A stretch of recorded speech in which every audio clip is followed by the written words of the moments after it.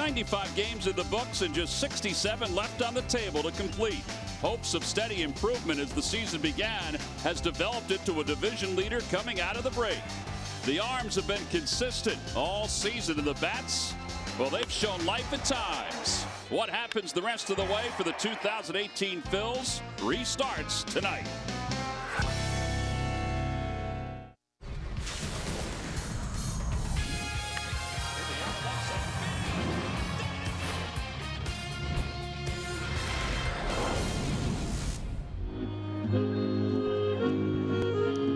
It's Italian Heritage Night here at Citizens Bank Park as the Phillies kick off the second half of the 2018 season with the San Diego Padres in town. NBC Sports Philadelphia, the home of the authentic fan. All right, let's take a look at the standings of the National League East. We mentioned the Phillies are half game up over the Atlanta Braves. They opened the second half against the Washington Nationals. Nationals are 5.5 games back as we look ahead for the rest of the year. Hi, everybody. I'm Tom McCarthy, along with John Kruk, as we get set for the second half to begin. All right, so the schedule for the Phillies, it is somewhat daunting. They have the Padres this weekend, but then they've got some tough teams coming in, and then they're hitting the road. Yeah, first-place teams, second-place teams, and let's not overlook the Cincinnati Reds, who are playing their best baseball this season going into the All-Star break. That's going to be a tough series also, but, it all starts with today, and that, you can't look at what's ahead of you. You have to look at what's on the menu for today. And on the menu for the San Diego Padres, there's a lot of Jake Arrieta. He was fantastic his last two starts. This start, Miami, his last start before the All-Star break, he was unhittable in my opinion. Had everything working, the fastball, the cutter, the slider, everything you can imagine he threw at these Miami Marlins, and he dominated their lineup, not giving up any runs. And that's what we're going to need. You want to get off to a good start the second half. This is the way to do it. You throw Jake Arrieta out there because, of course, Aaron Nola had to pitch in the All-Star game. Not a bad guy, though, to be your second guy falling back on. And this is what Jake's done by month this season. He started out great, 3-1. May was unbelievable, and then June came, and it was not very good. Awful, if you will. July, though, he has been back on track. Just what you need for the second half push to try to win this division, Tom. All right, you can't take anybody too lightly. These Padres, they do strike out an awful lot, but you got to go after them early and often for the Phils. So tonight is game one of this three-game series. It's actually a really good pitching matchup. Clayton Richard, despite the fact that his ERA is that high, has had a decent year. A lot of ground balls. He'll be opposed by Arrieta. Lineups at first pitch when we return.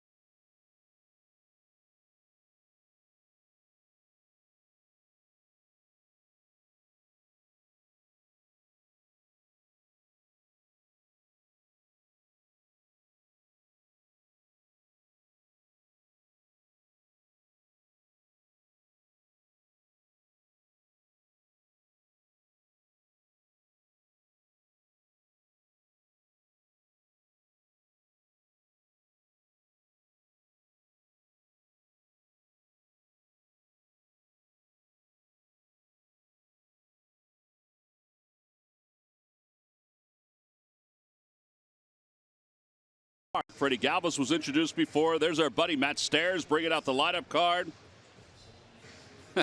The Fanatic, obviously some pleasantries, and then, of course, the Fanatic did what the Fanatic does.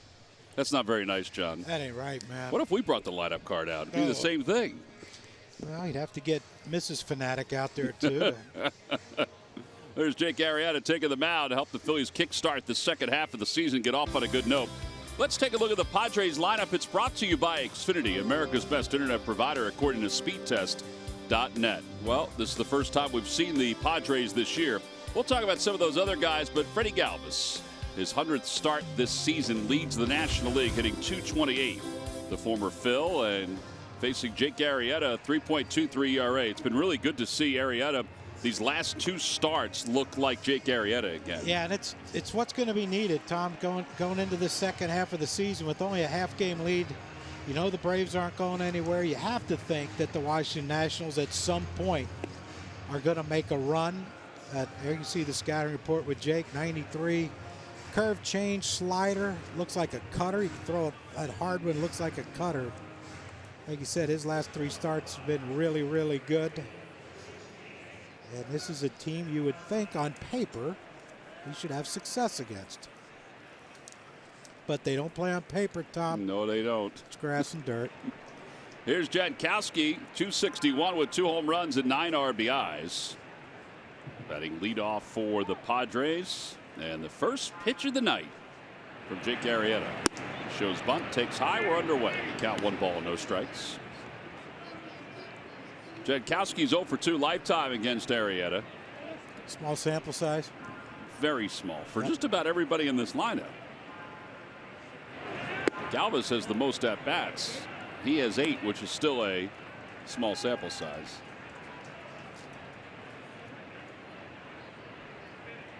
Two balls and no strikes. And a bit outside, 3-0. He's also their best base stealer. He has 14 stolen bases. As Wahe is in the on-deck circle.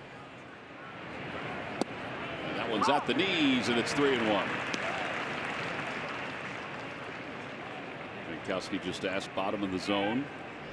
I'll let you know. Looked like a pretty good pitch. Bottom of the zone, top of the zone. And just a bit outside.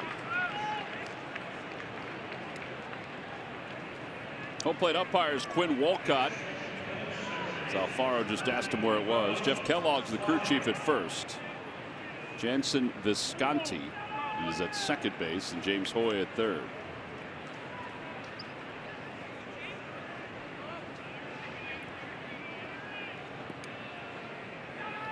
Wahe has been better here in the month of July. See, hitting .343. And that ball goes right on by Carlos Santana. Jankowski's going to try for third, I would think. Nope, he's going to put the brakes on.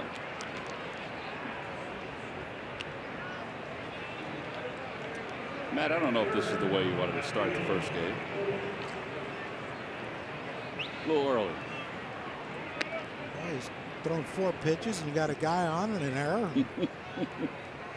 No, this isn't the start, but maybe you're rusty. Yeah, I mean, Jake just pulled that throw to Santana, and you know, we have picked off some guys here recently, but that was just nothing you can do as a first base when you throw it into the runner like that. You got to watch it bunt here. 0-1.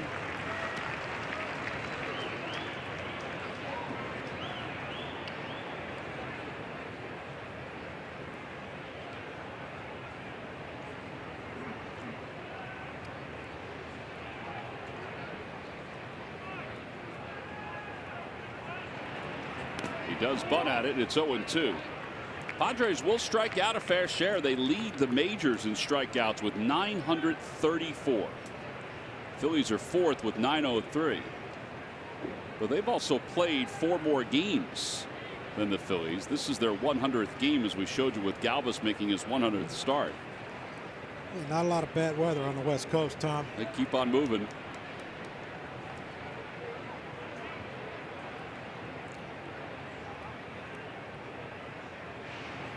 Inside, 1-2. Good play by Alfaro behind the plate. As a team, the Padres are hitting .232, which is 27th in all of Major League Baseball. This is why you have to keep reiterating. It's a 3-game series, but you can't take it lightly. I'm sure that we went down to Miami the last 3 games of the last road trip before the break, and everyone thought, well, we should win 2 out of 3.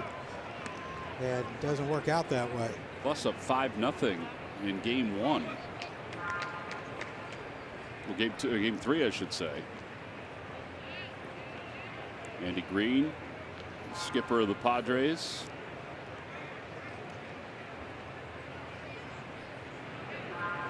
Two and 2.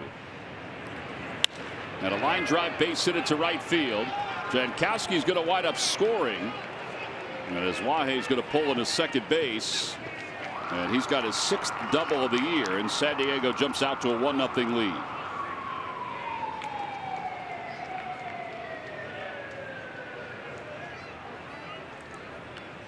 Well, that's just 18 RBIs for his Wahay.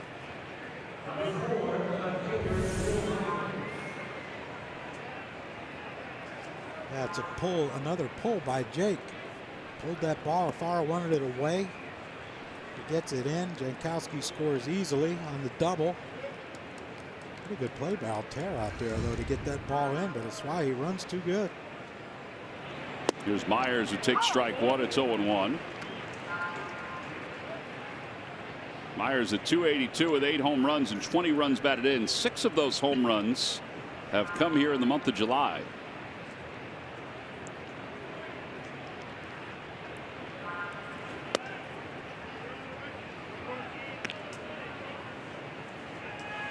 See the highest slugging percentage for the month of July. He's at .731. And that's in Padres history.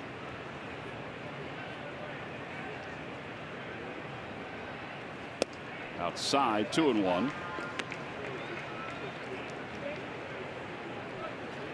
San Diego's averaging 3.69 runs per game, which is 28th in baseball. As John mentioned, I mean, on paper, Phillies seem to have an advantage. And there's a looper out to left center field. That'll drop for a base hit, and a second run will score. It'll be an RBI single for Myers, his 21st RBI of the year. And it's 2-0 San Diego. Really good read by Swahe. Saw that ball got in on Will Myers. Hit it on the label of the bat, but Swahe, you see him right there. He takes one quick look. He understands where the outfielders are playing. Immediate break to home, and now the way we've swung the bats going into the break, this could be a difficult task. Here's Hosmer, and Hosmer lines it out to left center field. Reese is there, and he makes the catch. And 1 out. Back to first goes Myers. And Christian Villanueva will be coming up.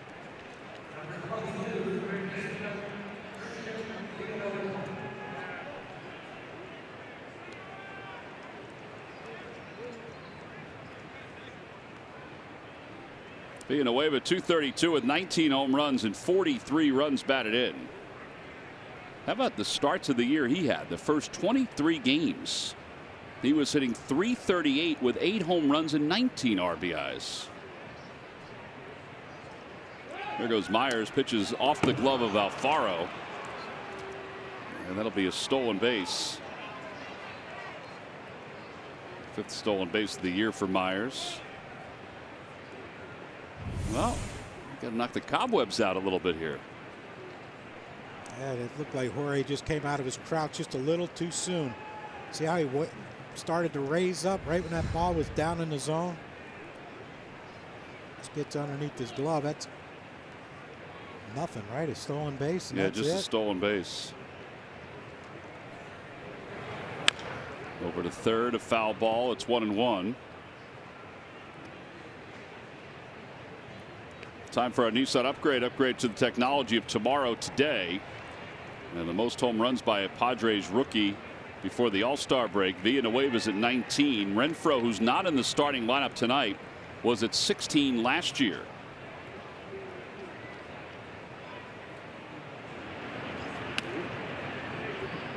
Two balls and one strike.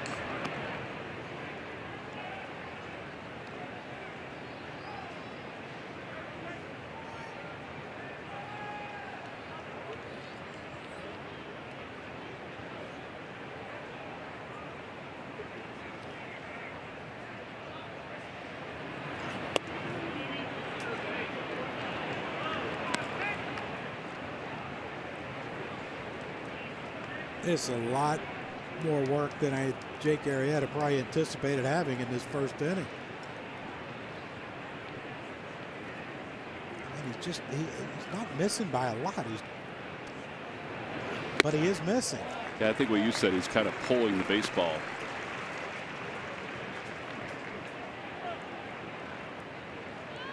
Well, we're talking about managing it. You manage it and just allow two here. And then hope your offense is coming out with a spark in the second half.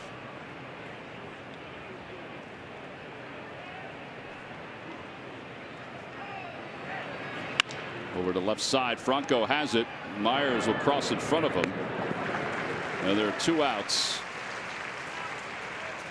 Boy, Myers took a chance. I guess he saw the angle where Franco was and he figured, all right, I can get past him. But it's totally up to him making that decision. Yeah, and that, you know, with Franco too, the last thing you want to do is try to chase him down. If you miss him or he gets past you, you might not get Villanueva at first base. You watch Myers here. I mean, he goes on contact. Like you said, he knew Franco was back far enough, and he anticipated that he wasn't going to be charging that ball. He thought it was the third out. Oh my God! What's wrong? Well, after 4 or 5 days off, you know, counting to 3 could be an issue. Oh my! Manuel Margot, 243 with 3 home runs, 24 runs batted in. So everything I said about his good base running, negate that, please. 1-1.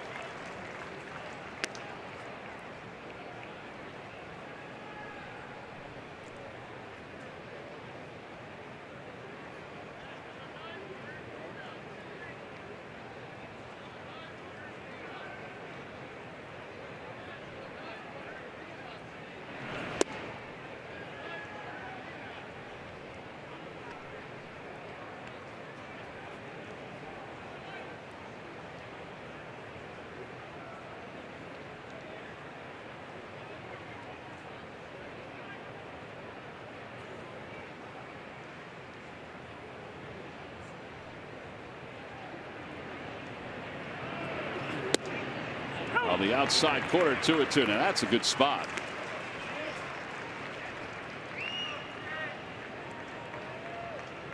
Padres, well, Matt certainly is happy about that. Stairs, 261 with 2 outs and runners in scoring position.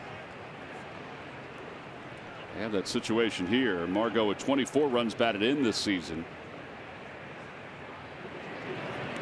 In the dirt, gets away from Alfaro, and a 3rd run will score. It's 3-0 San Diego.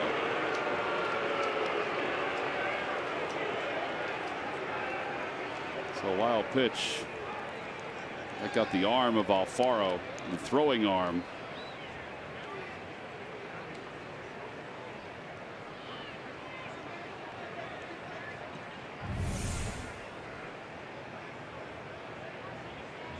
Oh, yeah. Yeah, I mean, there's nothing Jorge could do there. You see, he tried to angle his body so it hit and bounced forward, but he couldn't get out there in time. And there's ball 4. So second walk issued by Arrieta. And here comes Freddie Galvis for the first time in an away uniform.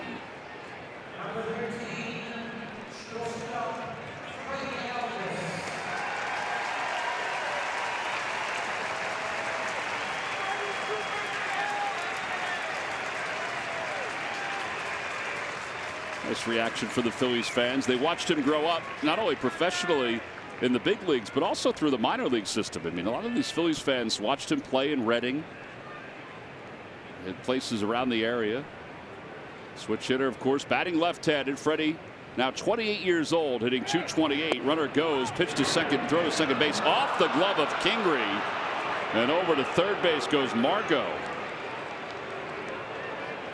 That'll be a stolen base, E2. Second error of the inning for the Phillies.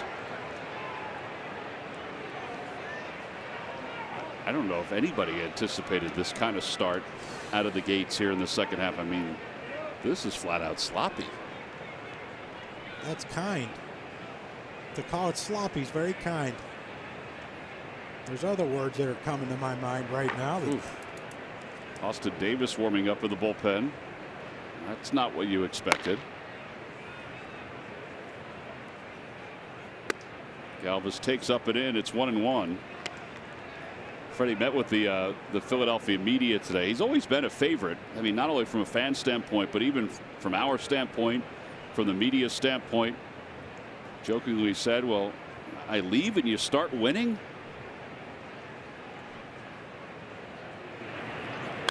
Fouled back. It's 1-2. I asked Matt today, I said, how is he? He said, he's the same. He got a chance to see some of his former teammates before the ball game today.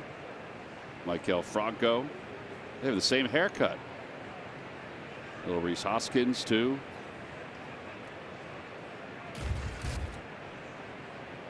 One ball and 2 strikes.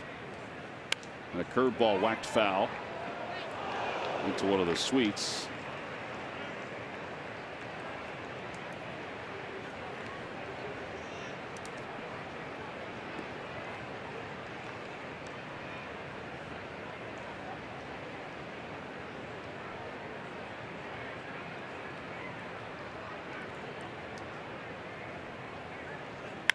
And a line drive to center field. Odubel is there, and he can't make the play. He backhands it on one hop.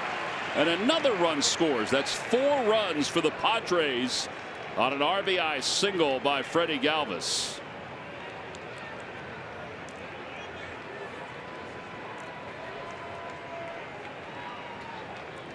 Kranitz, I think, is going to go out and give Arrieta just a little bit of a breather. I think Freddie hit that ball right on the nose. Look at that thing start drifting back, and I think he hit a knuckleball out there. Odubel, he has it tracked going to his glove side, and all of a sudden it just started running back. And normally a ball hit straight away will stay kind of straight.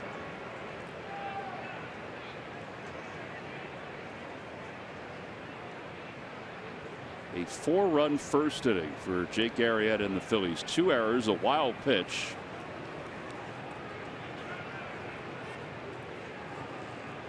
Two walks, yep. 2 walks, 3 hits.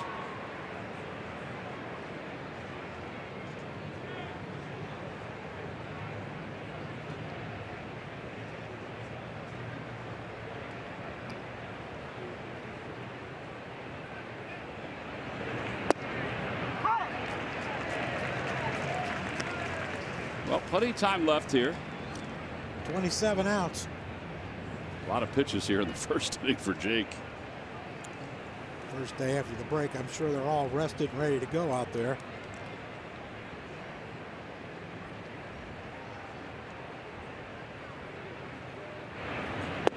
At the knees, it's 0-2 to Austin Hedges, the number 8 hitter.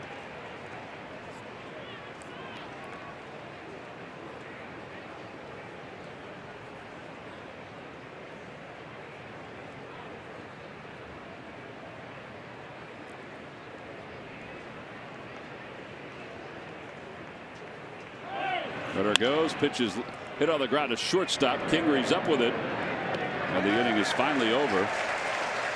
35 pitches for Jake. 4-run score in the inning for the Padres. We'll head to the bottom of the first. It's San Diego 4. The Phillies coming up.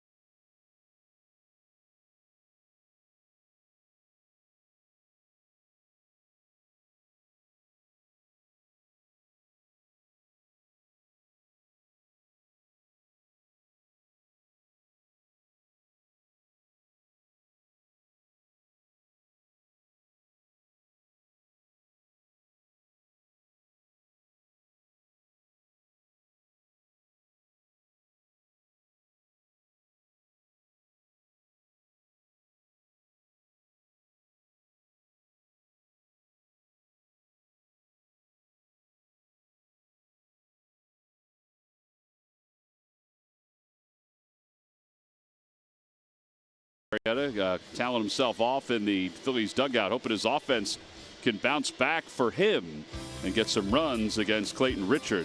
Here's the Phillies lineup, brought to you by Xfinity, America's best internet provider according to speedtest.net. Odubel hitting third at hitting .275. Great numbers against the Padres for his career, hitting .344. Phillies will need that tonight against Clayton Richard. Richard's numbers aren't good, but he does keep the ball on the grounds. Ground ball rate is outstanding. The opposition hitting .250 against him. And righties a little bit better than lefties, John, so that's why you have Aaron Altair starting and playing tonight. Get an extra righty into the lineup. Yeah, you have to take advantage of it. You know, you would have to think if he's giving up as many grounders as he's given up, that you got to look down in the zone, right? And make him get the ball up. You know, anything below the knees you can't swing at. You got to make him throw strikes. You got to make him get the ball up. And when he does, don't miss it. Cesar leads it off and takes a strike. It's 0-1.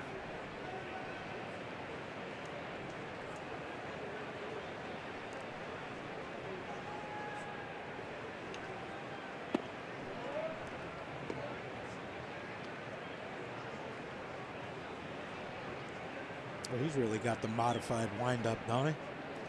Modified stretch. Yes, he does.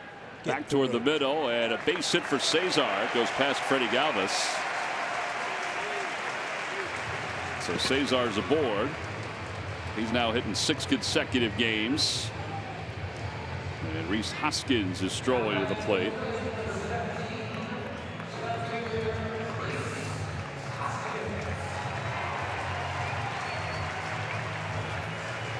Rhys, fresh off the home run derby, which I thought was really entertaining this year. I don't watch it that often. I do watch bits and pieces of it.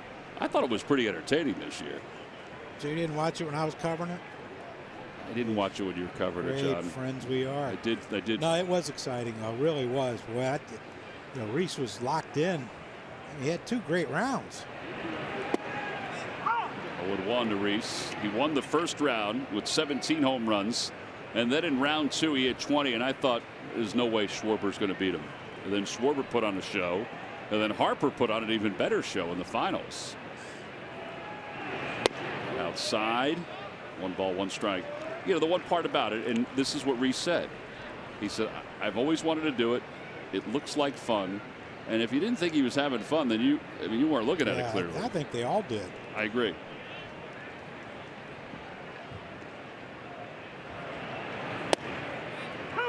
One and 2. Rhys provided us with our Geico quote of the day on his impressions of the home run derby. Everybody's standing. Everybody was into every pitch. That's what I imagine playoff baseball is. Depending on where you play.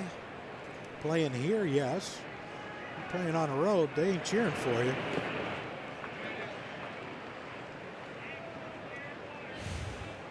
Well, some of the home run derby for Rhys is our giant home run replay. Beautiful bat he was using too. Yeah, they all had pretty neat designs, didn't they? Yeah. Chris Truby was his BP, was home run derby pitcher. And Chris did a really nice job. 2 balls and 2 strikes to Hoskins. Inside 3-2.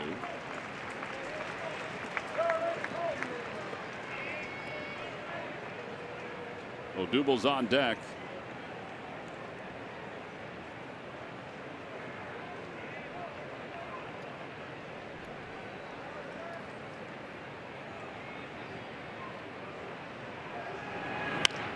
Pulls it foul. Andy Green today, when talking to the members of the San Diego media, said this series to him, for a last place team like the Padres, he said it's fun. He said challenging team that is challenging team fresh out of the gate that's in contention. And obviously we have some guys with a Phillies connection. As there's ball 4. Speaking of Freddie Galvis and Matt Stairs, Jankowski's not from too far from here. You know, he said that it's a cool way to start the second half for the Padres, even though they had to fly cross country. and give up their last day of the All-Star break to get here. Yeah, but you'd rather do that than have to play on Wednesday and then fly Thursday. Very true. Or if you're the Cardinals and the Cubs, unfortunately have to play on Thursday night. They've already played 2 games while everybody else is beginning their first game. Yeah, they had one like we're looking like we're having today.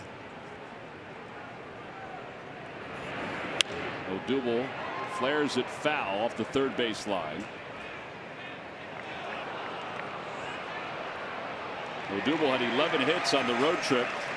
He was 11 for 41.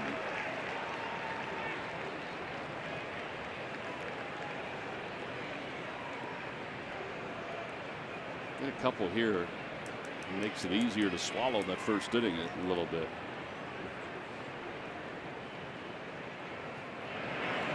Tapper over the mound. Charging is Wahe, and he'll throw out Odubel. And runners on second and third. 4-3 on the putout. And here's Santana. Quality out. You know, if you're going to make an out, move the runners. Stayed out of the double play. We talked about Richards, the ground balls he gets. Odubel, look, he'd love to get a base hit, but you know, if you're not going to get a hit, that's the next best thing. Now you got second and third, a base hit here. It's a 4-2 game, and go from there. Carlos, he had a rough road trip. His average down to 209, 14 homers, 52 runs batted in. In the dirt, and it's 1-0. Talking to Gabe today, he said, he goes, I think Carlos probably needed that break, you know, with the way he was struggling. He swung at a lot of first pitches toward the end of that road trip. And Gabe, you know, was mentioning today, he goes, that was probably because he's been struggling. His average had dipped a little bit. Over to shortstop. Galvis takes the high hop. A run will score. So an RBI for Santana. The Phillies are on the board. It's a 4-1 game. And Hoskins goes to third. 53rd RBI for Carlos.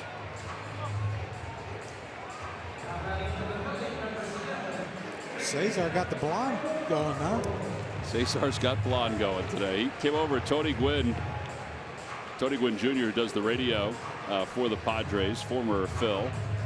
He came over and Cesar saw him. A lot of players saw him and gave him a big hug. I said, Cesar, take your hat off for Tony. He took his hat off and Tony Gwynn just started laughing. Cesar's got a little flair to him. As Franco takes on the inside corner, it's 0-1.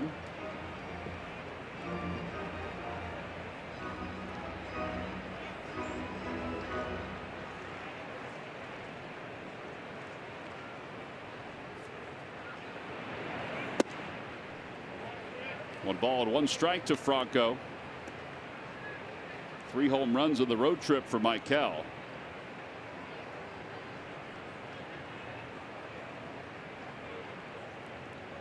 The base hit here would be good. And a bouncer foul.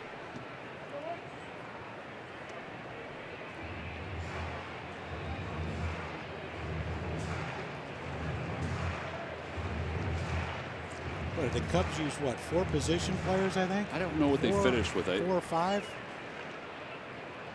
There was a thought when they started doing it today that they would use 2 for the last 5 innings. On the inside corner, and a strike 3 called. Franco's down looking, and the Phils leave one over at third. So they get one back here in the bottom of the first inning on the ground out by Santana. We'll go to the second.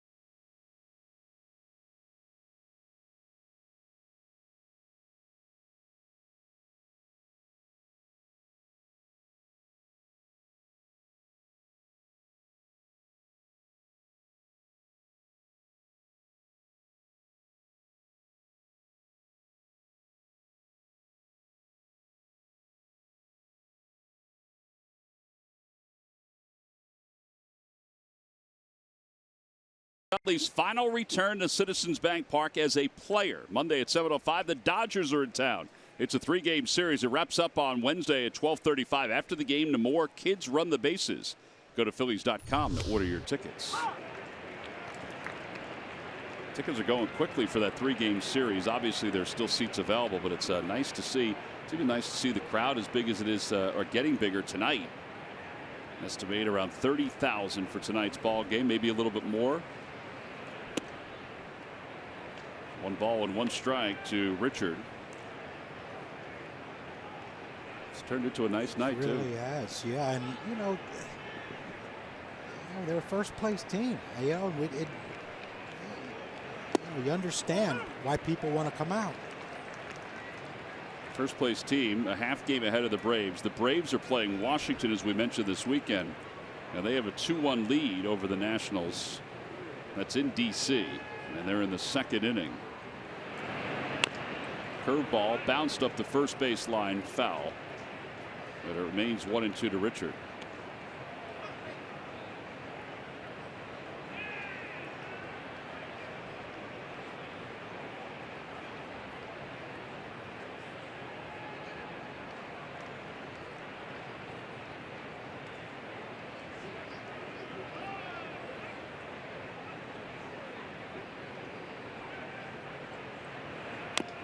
Fouls it off his foot. It remains 1-2. There are 12 pitchers this year that have at least 1 home run in a game, and 2 of them are pitching tonight. Arrieta and Clayton Richard. Ohtani is listed as a pitcher in the stat column. He has 7, but I don't know if you could really list him that. He's playing more in the field. There's a strike 3 call, so Richard's down looking. First strikeout, 1 out. And Jankowski is coming up. Let's check in with Greg Murphy. Murph. All right, thank you very much, guys. Well, we had a couple of days off while the players had a couple of days off. The organization obviously continues to move. Gabe talked to the media before the game, and he said kind of caught everybody up on what was happening while the team was away. And there's been a couple of transactions. There's an extra bat in the dugout tonight. Mitch Walding is here. Aniel De Los Santos has been sent down to the Lehigh Valley. So that is one move that they made. Also, Luis Garcia continues his rehab assignment, but he has been moved to Reading. They expect he'll pitch tonight. Matt Klentak told the media today they do think that Luis is getting close to returning to Philadelphia. And good news, Zach Eflin, who missed his last start, you'll remember, he missed his last start before the All-Star break with a little bit of a blister on his finger. He is ready to go 100%, so he will pitch on Monday for the Phils. So they've set their rotation. We'll get Aaron Nola on Tuesday. He will be the 5th guy coming out of the All-Star break. So a couple of new faces up here and a couple of moves as the Phillies continue and get ready for this second half and set things up to for the final 2.5 months of the season, guys. It's nice to see everybody getting healthy. It was great news today with J.P. Crawford taking ground balls, and saw him out there and cleared to do a lot of things and keep himself going, keep his legs going too. 2-1, and a breaking ball hit towards second base. Cesar is up with it. 4-3 on the putout, and there are 2 outs. Yeah, it's going to be interesting to see what happens when JP comes off the DL. Franco's playing great. Kingery's play at shortstop's been really good. Has he become that super utility guy?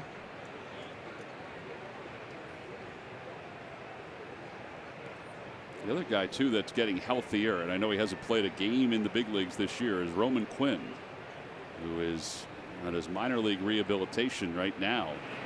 Had a couple hits yesterday in Clearwater. I think he's another guy you keep an eye on because of his versatility. If he hadn't gotten hurt, and his speed, yep. If he hadn't gotten hurt, I bet you he would have been up here. Yeah, you have to think that, September rolls around. He could be a weapon off the bench for Gabe if you need a stolen base. 0-2.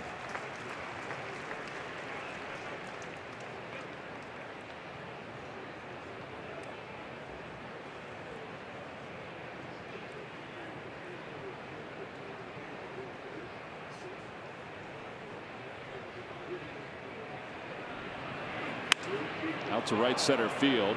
And Aaron Altair is out there. He'll put it away. A 1-2-3 much needed inning for Jake Arrieta. Padres go down in order. We'll head to the bottom of the second.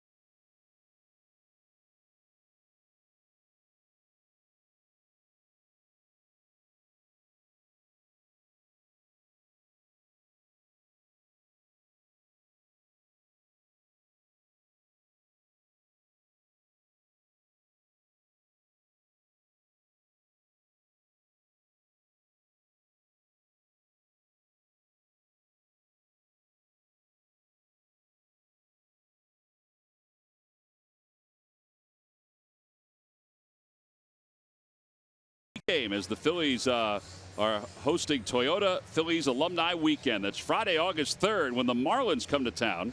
The Shane Victorino Big Head collectible print will be given out to all fans. Go to Phillies.com to purchase your tickets. Home half of the second inning. Here's Aaron Altair. Altair 174. 6 home runs, 33 runs batted in, and the first pitch a bit low.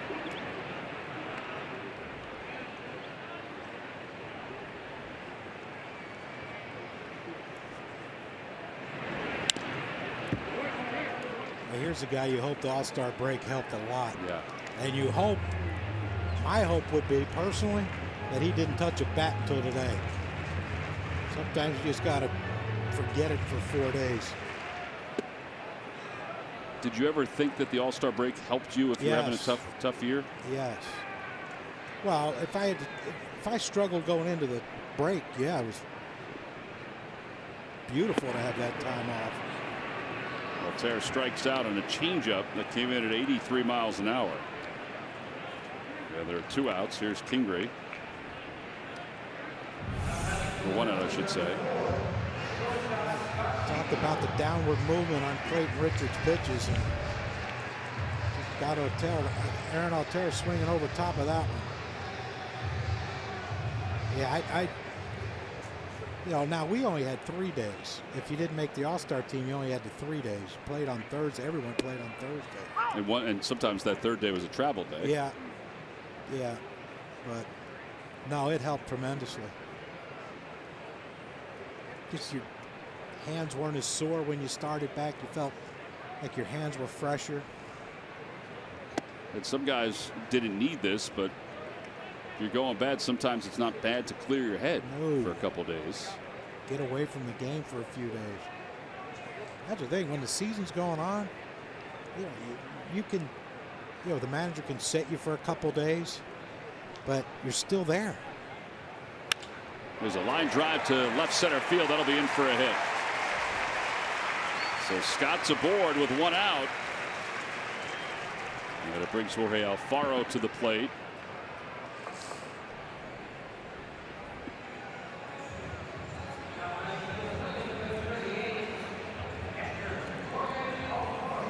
I got a feeling Jorge might have a good day today.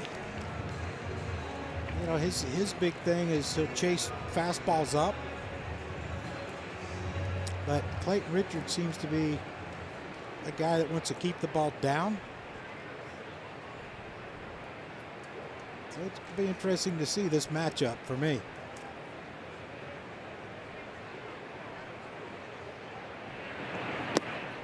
One ball, no strikes.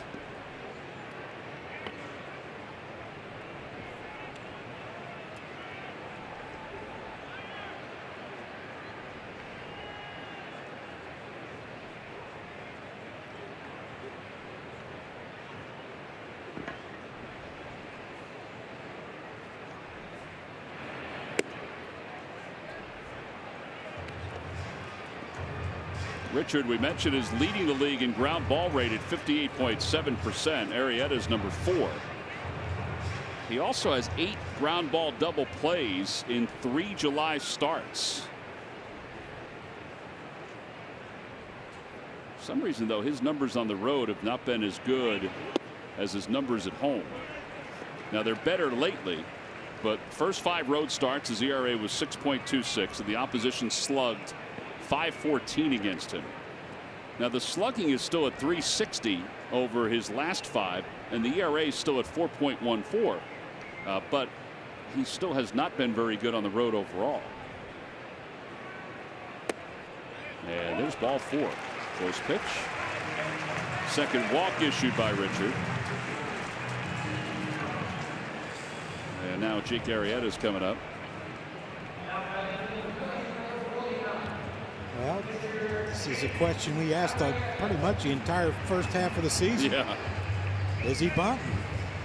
No outs, you would have to think automatic. 1 out. Well, sometimes Gabe likes to roll the dice. And if it were me just gauging, well, he's not showing bunt there, but I didn't think he would be. But there are times where a pitcher would do it.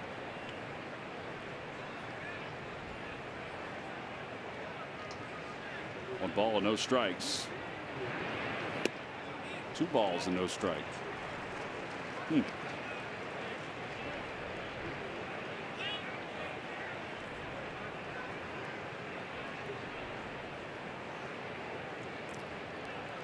It's an official visit by Freddie.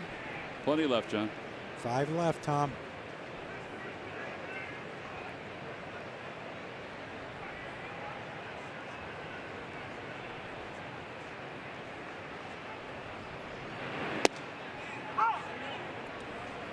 A little extra on that fastball, 91.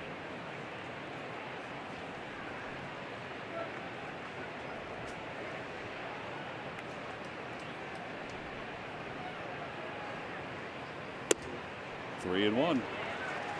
Boys, he should get one here. He should get a good one here. I mean, this is. I got to throw this right down the middle. Over to the right side. That might be 2. There's one. The throw back to first, a little wide. And that puts runners on first and third. 4-6 on the putout. A fielder's choice. Now Cesar Hernandez is coming up. Headed to the beach this weekend? Well, be sure to take your Phils with you. Stream the games with the NBC Sports app and never miss a moment from your first place Phils.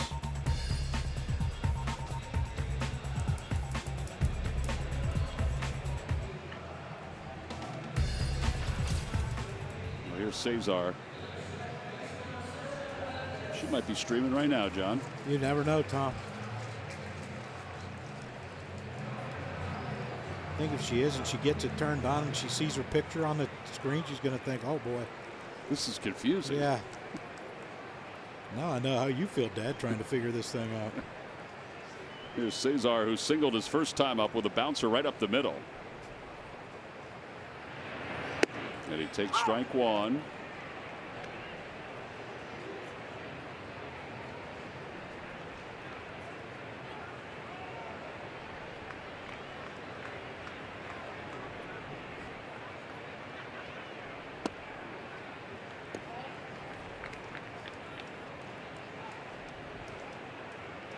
See a little blonde hair popping out of the top of that helmet.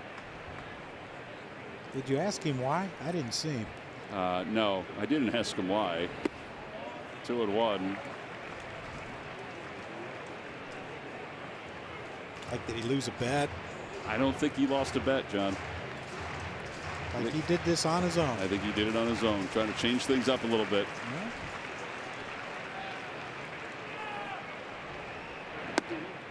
Three and one. Same situation. Tom, I'm going to go out on a limb and say that neither pitcher makes it past the 7th.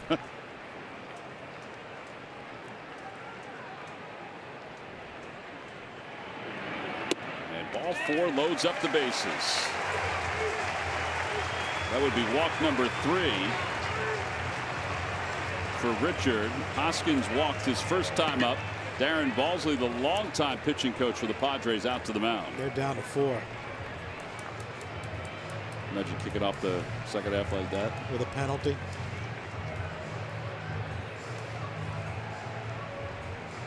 Tonight's game is also available in Spanish. Just use the SAP button on your television or change the language through the menu on your cable box.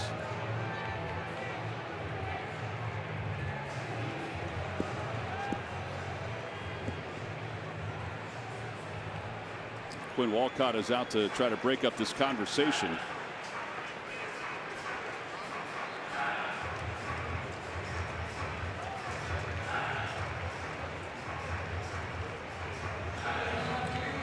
I think that's a ratio that the Harry Pods were looking for right there. I don't think so. 20 strikes, 19 balls. Fingre's at third. Arrieta's at second. Get your good one here, Reese. Cesar over at first, and Reese whacks it foul. And it's 0-1.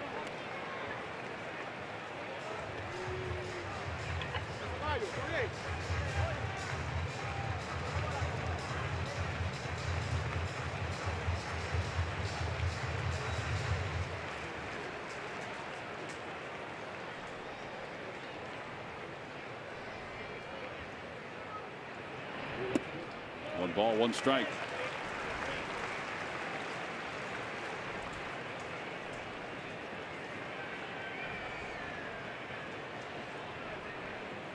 About a double down the left field line.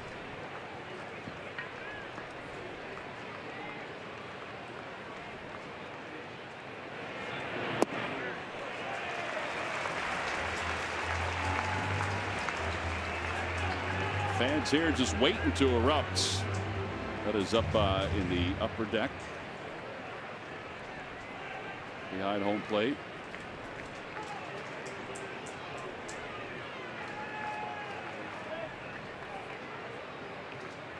Three balls, 1 strike.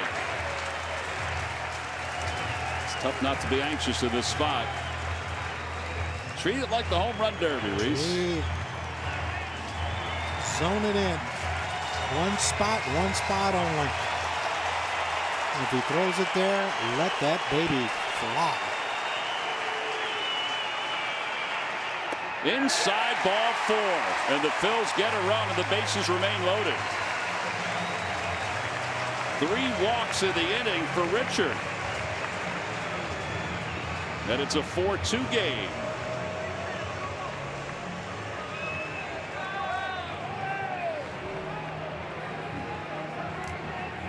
Got to make it pay now, right? Well,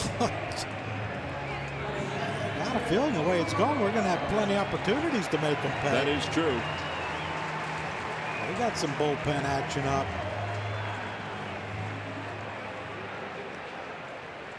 Robbie Erlin is the lefty that's up in the pen for the Padres. Well, Duba, you got to be patient. Make sure it's your pitch.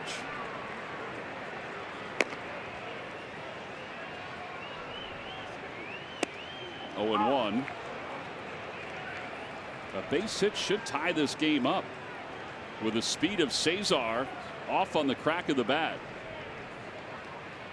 I mean, Jankowski's playing 2 steps from the warning track. If it's a base hit to right, Reese might score. If he gets a good read.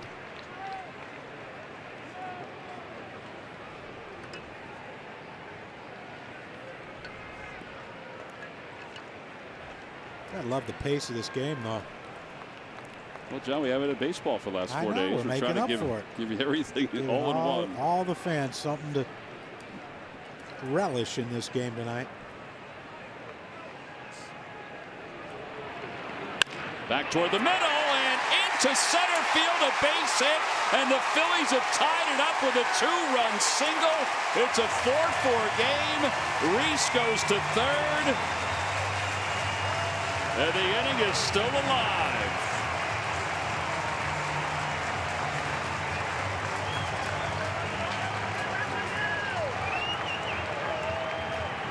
Well, we said his ground ball rate is pretty high, and the Phillies have had 2 ground balls that have leaked into center field for hits. Yeah, and that's the thing. If you try to start trying to elevate it, you're just going to pop it up. But so hit it hard on the ground. Hit it, and that's what's happening. Cesar had a base hit like that.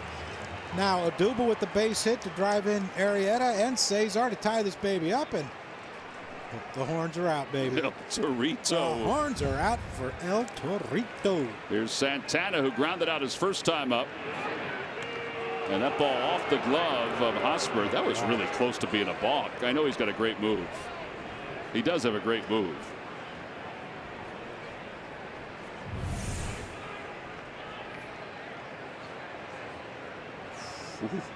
He was starting to come toward the plate. I've never seen that. That left, even his left foot on the mound wiggled a little. 0-1 to Santana.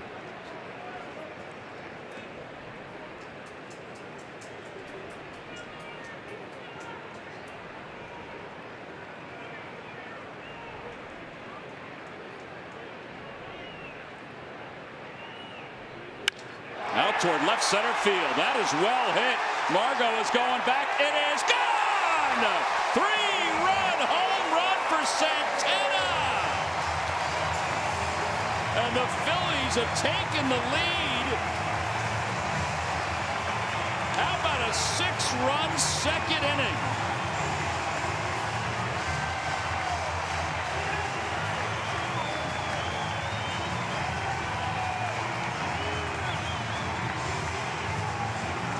Told you he was struggling going into the break. Yeah, and he got a bunch of days rest.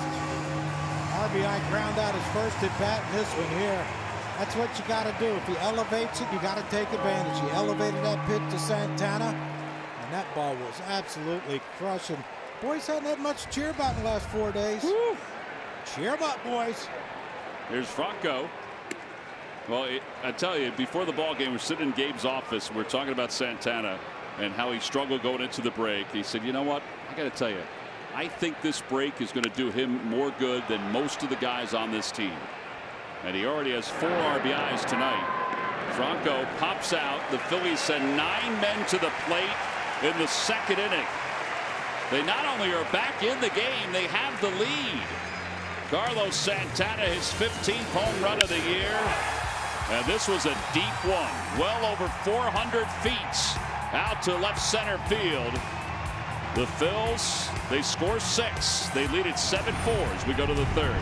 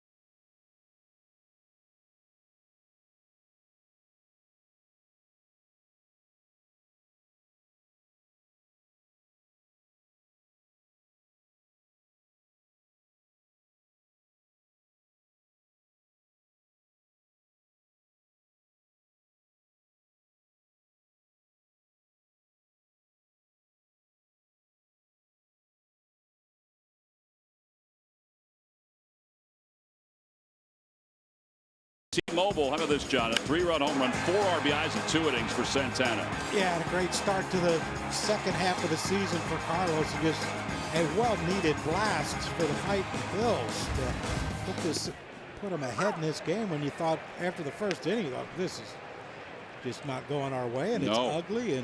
But boy, 3-run homers have a way to fix a lot of problems. Will Myers leads it off here in the third. 1 ball and 1 strike. All right, well, whatever happened in the first inning to Jake Arrieta, 4 runs. 3 of those runs were earned runs. 2 errors, 1 by him. Now he's got the lead. And you hope that he can just buckle down. There you go on the outside corner.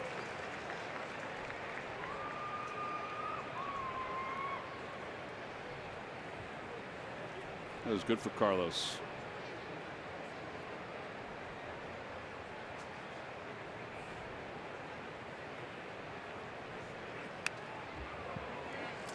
Yeah, his swing right-handed just, I mean, it's a I mean, left-handed he's good, but right-handed really, really good. Yeah, strong. Yeah, it's just, when you remember in Pittsburgh when he hit the ball in the gap in right center, I think it was Pittsburgh. Could have been New York. I don't know. It was a long trip. It was a long trip. Curveball line to center field, and that'll be in for a base hit. Second hit of the night for Myers. Eric Hosmer's coming up. All right, John, I know you spent the 4 days brushing up on your baseball history. I sure did. Time now for the Ram Truck Stump the Fans trivia question. Log on to Phillies.com. Go to the fans section for all the information. Please submit your answer on the subject line. Here's the question. Which 3 players whose primary positions were shortstop played in all 162 games in a season for the Phillies? 3 players. The answer will be revealed a little later on. I might be able to get 2. I think you can get all 3 if you think about it.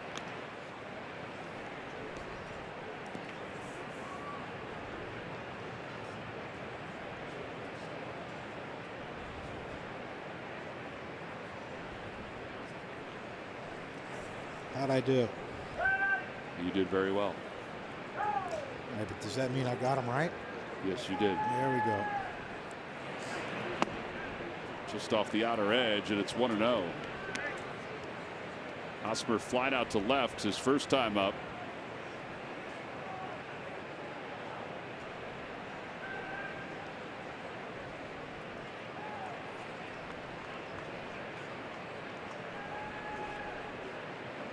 Marietta allowed 4 runs in the first inning. Ooh, Myers is out, going back to first. Another pickoff for the Phils. He thinks he got back. He's going to hold up until they look at it. If there was a better throw, it would have been a no doubt about it pickoff. Santana flipped the glove down quickly. Mark McGuire's on the horn.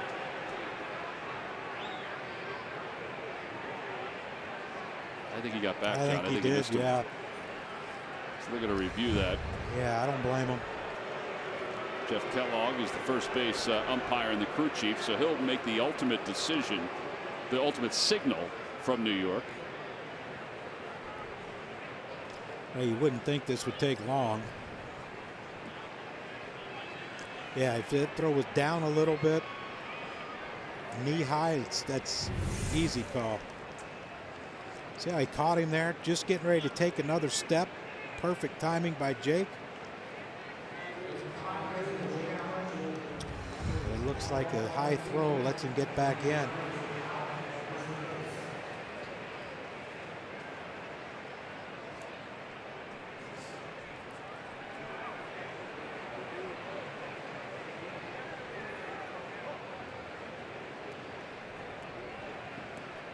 Kellogg looked up at the video board while they were playing the replay and realized that he was safe.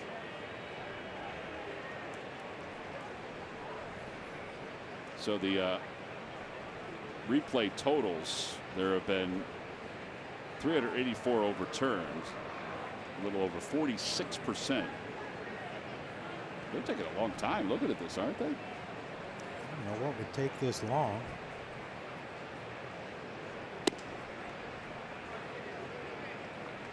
All right, here we go. And he is safe at first. All right, so a break for the Padres.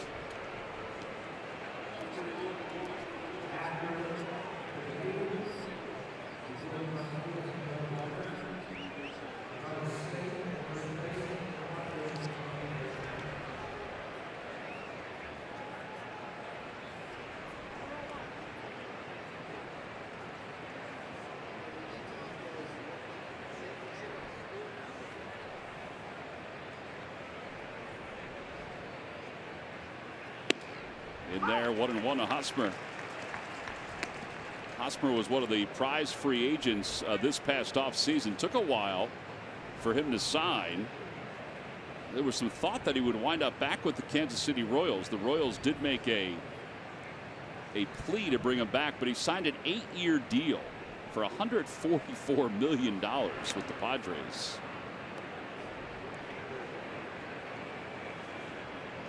That'll work. It sure will. He's been durable and he's been consistent. Played 162 games last year for the Royals. All-Star one time. He's had 1 year of 100 RBIs. That was in 2016. He's had 3 years of 90 RBIs or more.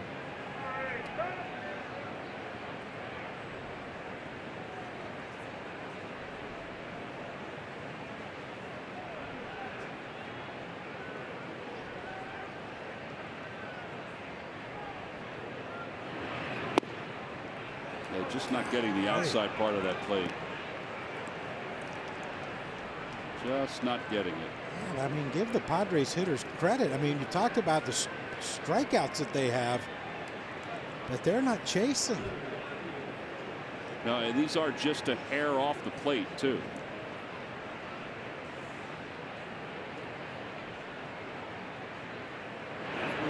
And a line drive caught by Cesar. They'll double up Myers. Woo! Exit velocity on that baby. That'd be pretty hot. 2 outs. Much needed. Here's our GMC precision play of the game so far. A hot shot to Cesar. Well, Myers, you're always taught freeze on a line drive, but the temptation of wanting to get to third base sometimes overrules the common sense of maybe I should freeze. And luckily for the fighting Phils, Will Myers decided he wanted to try to get to third, and we'll take the double play. One more out, get out of this inning, and let's get them bats going. 111.3 was the exit velocity on that one. That just means it was hit pretty hard. Hit really hard. That's the hardest hit ball of the night. 2 balls, no strikes to Villanueva. And he takes a strike. 2-1. I like where Cesar's ended up compared to where Hosmer's ended up. Well, I like where Hosmer's ended up, but if I was a hitter, 111 at someone, or what was Carlos? 100 and what? Carlos is 106.8 into 106.8, about 5 rows up. Better placement. 2-2 to Villanueva.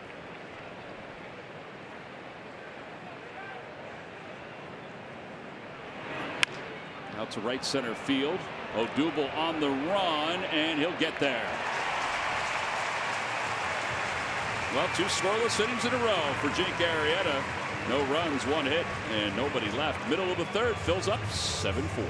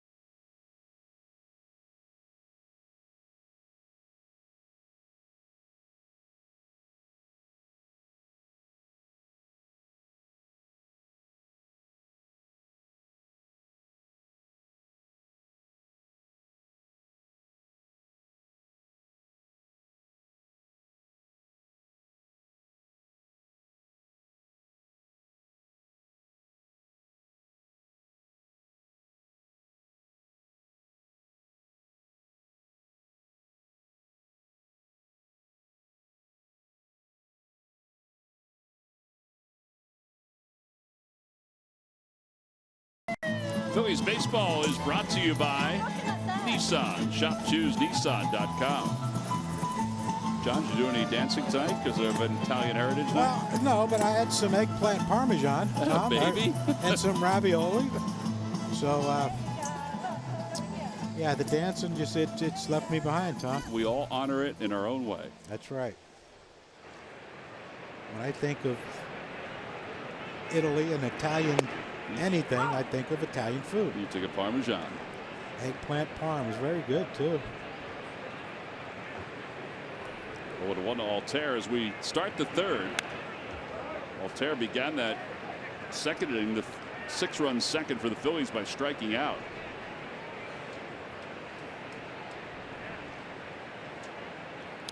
Now, do you think he'll go talk to Matt Stairs tomorrow and ask Matt what he's seeing? There's a bloop out to right. Have you ever done that? Oh, I talk to Tony Gwynn all the time. Even when you were on the Phillies? Yeah. What are you seeing? And he'd say, well, same thing I saw when you were playing with us. You're lunging and you're pulling off. Okay, that's easy. How do I fix it? Yeah. And he would say, stop lunging and stop pulling off. Yep. It was great to catch up with Tony Jr. today. He's one of our favorite guys. He was only with the Phillies for a short period of time, but got a lot of his dad in him. Oh, boy. A lot of his mom, but a lot of his dad. Yeah, I got Chance to talk to him for a long time this afternoon. Man, it was just like talking to his dad. The same exact voice, different laugh. Oh, diving play by away, but he just robbed Kingery of an extra base hit. That's a nice play. Playing in. Yeah, well, it's just reaction. That's it. I mean, there's no technique to it at all. You see it, you dive, and hope it hits in your glove. That's a great shot right there. That's an unbelievable shot right there. I tell you what, our production cavity didn't fall asleep over the break, did they? No. Whew. Look at Dusty on the left, just standing with his hands on his hips, like, really? Hey, here's my pick to click. Fouls it away. Those camera shots were provided by Andy Rabel first over in the third base dugout. Mike Miller. Oh, so the cavity had nothing to do with that. Well, they chose to use it. Yeah. And Greg Farnese as well. Production cavity had to freeze it. Yeah, I guess. We'll give him some credit down there.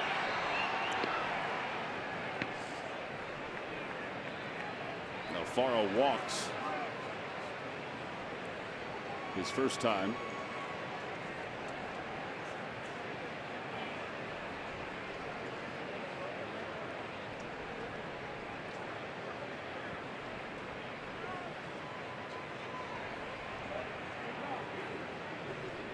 I don't think Austin Hedges was too pleased that now Faro called time twice.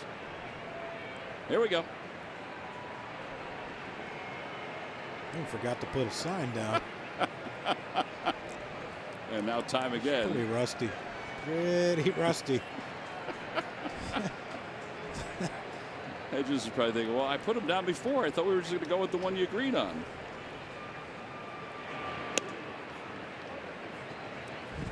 All that time for that. I think they should petition to start games sooner. Apparently 4 days off's a little much. The focus of the boys isn't too good today. 1 ball and 1 strike. 2-1. Would you go away during the break if you weren't an all-star, if you didn't have time? Yeah, when I was here, I'd go back to West Virginia. Okay. Sometimes I stay here depending. Who knew what I would do? I mean, I don't think I had plans. I think I just, wherever I ended up is where I ended up. Now ball foul past Dusty Wathan in the third base coach's box. One of us would have made that play. I'm assuming it would have been Ben. Yeah. Yeah, I guess so. Well, he'd have been the closest.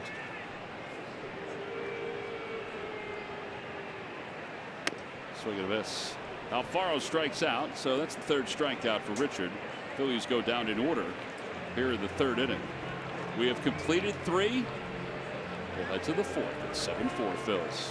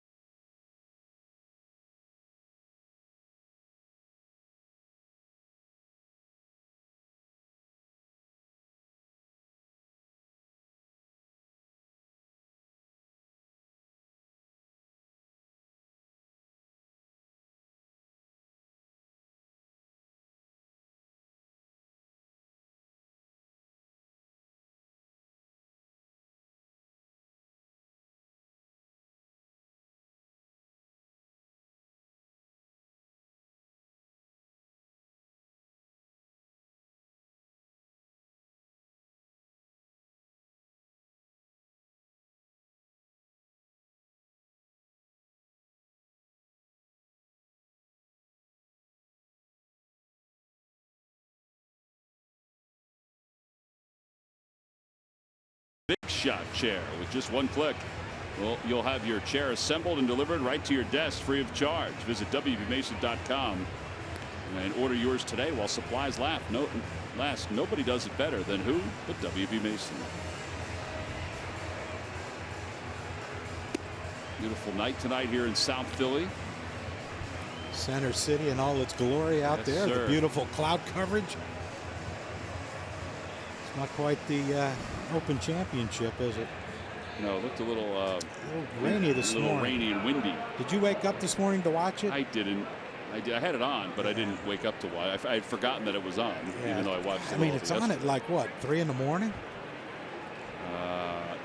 Yeah, I mean, I remember last year I got up at 5 and watched the third round as Arrieta begins the top of the fourth by delivering a pitch outside to Margot.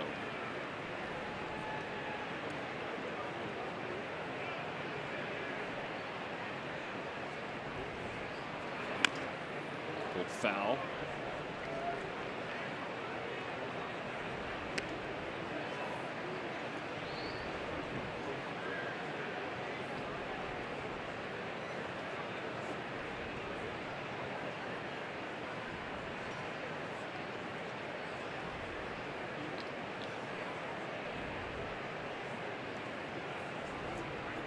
Outside, 2-1.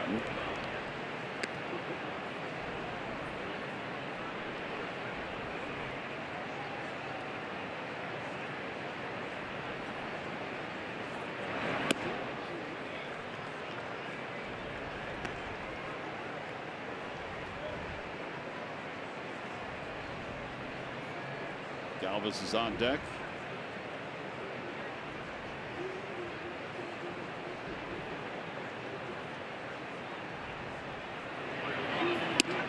And ball 4. So the third walk issued by Arrieta.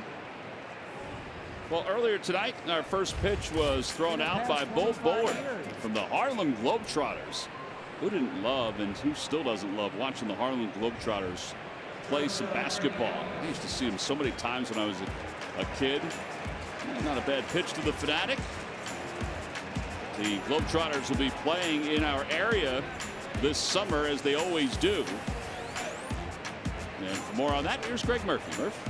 All right, thank you very much, Tom. Well, yeah, Bull, we haven't seen you in a couple of years. Welcome back to Citizens Bank. It's good to see you again. I had to take a break, man. I had to take a break. My arm got sore. I know, I knew it. That lefty sinker that you're throwing in the first pitch. But well, it's good to see you, and it's good to see you in full uniform. You and I were just talking about it. You know, when you look at this uniform, there's so many memories for guys my age, and certainly you know, people of all ages that they come flooding back. It's got to be pretty special. Yeah, it is. I mean, we've been around for over 90 years. You know, and I mean, whenever you see this red, white, and blue uniform with a little hint of yellow, you know exactly who it is. If you ever hear that theme song, Sweet Georgia Brown, you know exactly who it is. So this time around, I had to wear my jersey out just to get people familiar with what we're going to be doing down in Wildwood, the 15th through the 18th. So y'all get to see me too.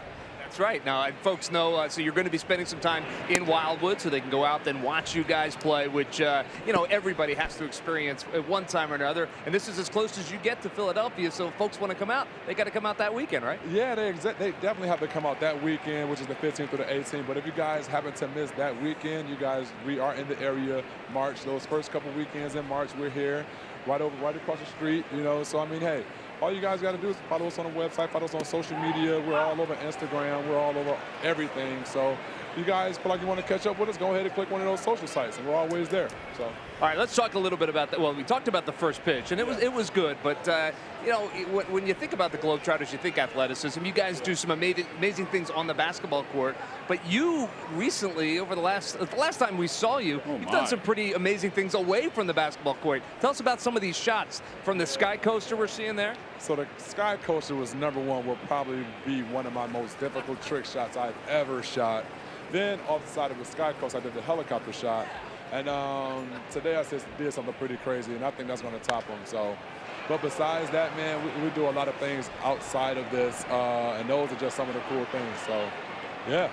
It's really kind of remarkable. I mean, did you know you had it the whole way kind of thing? I mean, is that the kind of thing you're like, yeah, it's going in? I mean, yeah, it was one of those things when you get up there, you just look at it, you're like, nah, I ain't going to do it. And then when it goes in, you're like, okay, I did it. Then when people come down, they're like, how many shots did it take you? How many shots did you see? That's all I can tell you. I mean, hey, it's good. It's a good. See, it took one. How about the American Ninja Warrior? You also were a part of that, and you made it pretty far. And I heard that you didn't even practice for that. Is that accurate? Yeah. So I got word that I'm part of the reason why they changed their course around to make it more difficult. Back in 2013, I did my first run with American Ninja Warrior, and I came and went all the way to Vegas on the first try. So I mean, it was a good run. Then the year after that, I did it 2 more years after that. You know, now I'm trying to get back on it, but I think they're scared of me. Are you still having fun wearing the Globetrotter uniform? I'm sure you are. Oh my gosh, man! This is going into my 11th year with the world famous Harlem Globetrotters. I've been to 66 different countries around the world. Been in every state except for Alaska, and I love it. I remember the little kid who threw the first pitch out with me. His name was Nico. And I gave him my basketball because what we do is the gift that keeps on giving. You know, it's one of those things where he's going to remember that forever. Me and him, we threw out first pitches at the Phillies game. You know, so and I rolled on the ball first pitch, bros. So he's going to love that when he get older, man. So that's what it's about. It is what it's about, Bull, and you do it as well as anybody around. So we appreciate your time. August 15th through the 18th down there in the Wildwood Convention Center, right? 15th to the 18th, Wildwood Convention Center. You guys got to come out. If you guys get lost or don't know what's going on, check out HarlemGlobetrotters.com. Instagram, Harlem Globetrotters. Anything Harlem Globetrotters, we're on it. Come on out, guys. He's never done this before, guys. Never. Not once. This is the first time. I'll send it back to you. All right. That's great, Murph. We appreciate it. We always look forward to it. I know when I was a kid, we used to go every year, a couple times a year. And it's very entertaining. My dad actually refereed when they came to North Jersey when we lived up there. Yeah, my dad had my dad referee it. It was interesting. I'm sure it was. Pulled his pants off, and you know how they do. This is ugly. There's a base hit to right field. Galvis will hold up at second. So 3 straight base runners. Austin Davis is up and warming again. And Rafi Lopez is going to be the pinch hitter. So Richard is done. The Padres will go to their bullpen. I think the Phillies are going to have to think about it soon. Jake had 2 scoreless innings, the second and third, but just not having the same success here in the 4th. 2 starters tonight, John. They've combined to allow 11 earned runs.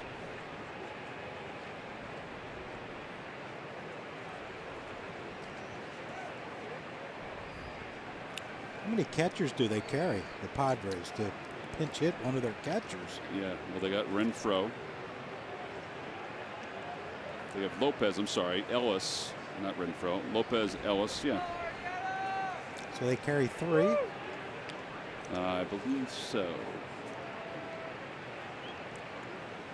And that's the big gun on the bench, right? Renfroe? Yes. I would think he's the big gun on the bench.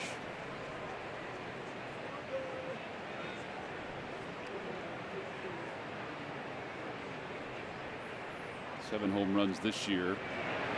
Swing and a miss, and it's 0-1. Had 26 home runs last year.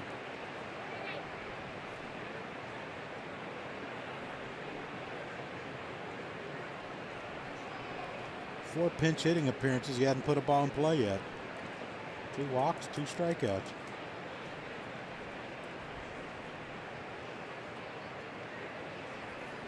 Curveball hit foul. It's 0-2.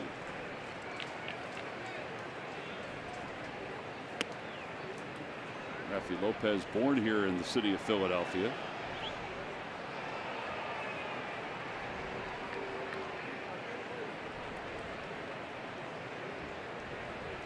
Went to Florida State. Went to high school in Wellington, Florida. He's played in 36 games this year, hitting .178 with 3 home runs, 13 runs batted in.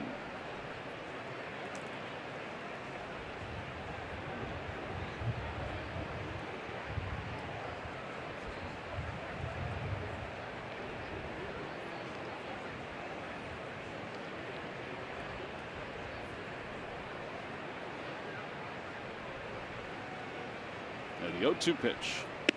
Outside, 1-2.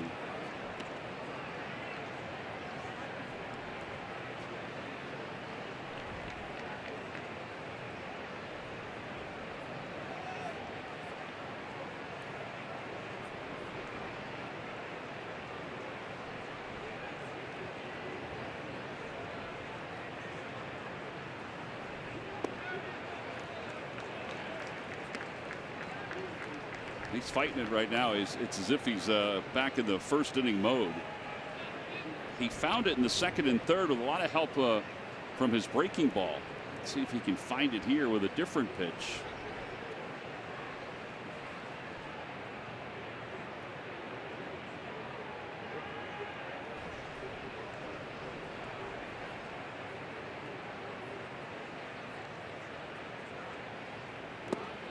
Three balls and 2 strikes.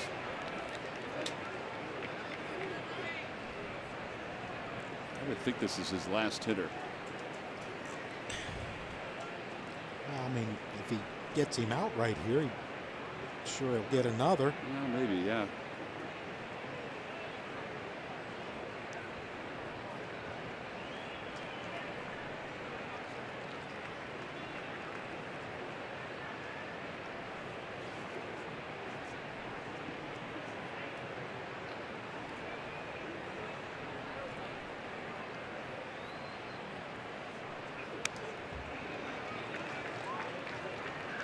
I mean, you do have 2 lefties coming up next in Jankowski and Aswahe, but you know then do you make Andy Green, the Padres manager, do you make him go to his bench some more? I mean, this early in the game, you've already used 1 bench guy. Is he going to use more for Jankowski or Aswahe? You know, those are decisions that he has to make, and you know, Gabe could force his hand right here.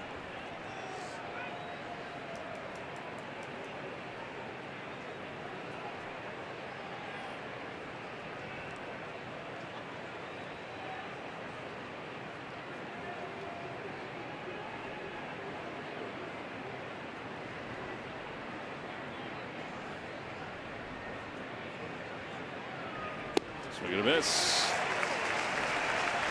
1 out here in the 4th inning. Just the 2nd strikeout for Arrieta. And here comes Gabe Kapler.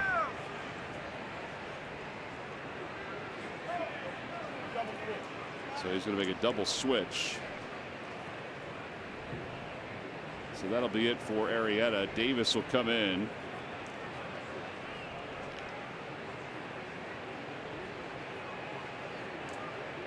All right, well, not what the Phillies had hoped for, but they do have the lead with 1 out here in the 4th inning. 82 pitches for Jake. So we've got a pitching change. Nick Williams will come in as well. Phillies lead at 7-5. Austin Davis will try to get the last 2 outs here in the 4th inning. We'll be back right after this.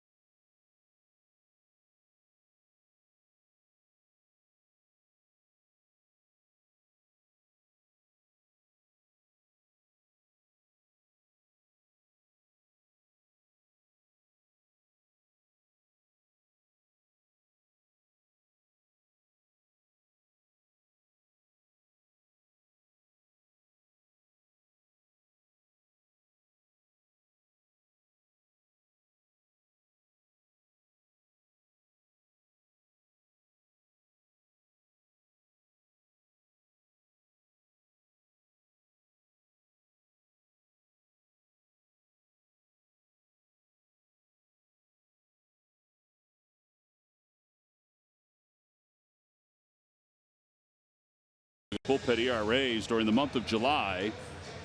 The Phillies are 4th with a 2.56 earned run average. Rangers lead the way at 2.13. So the Phillies bullpen has been good. They're going to be asked to do a little bit more heavy lifting in this game as Jake Arrieta goes 3 1/3. Austin Davis will now face Hunter Renfroe. So there you go, John. Renfroe takes just a bit outside. Davis a 3.97 earned run average. And now Alfaro will change the signs for the infielders. It's interesting. Their bench is, they have no infielders on their bench.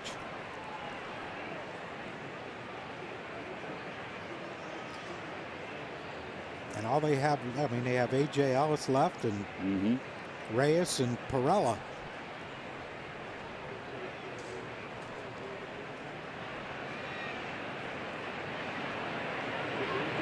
Renfroe lays off, and it's 2 balls and no strikes. Yeah, Pirella's played a little second base and a little first base. There's Nick Williams. He came in as part of the double switch. Outside 3-0.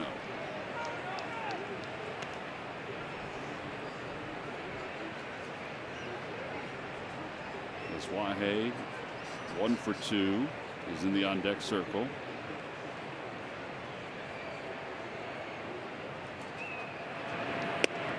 And ball 4. That'll load the bases. That is the 4th walk tonight for Phillies pitching.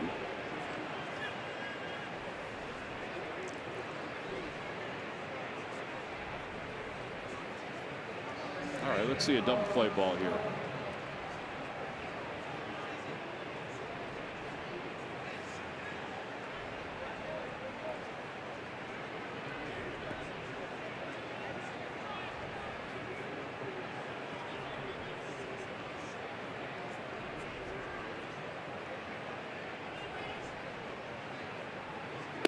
There's a strike. 0-1.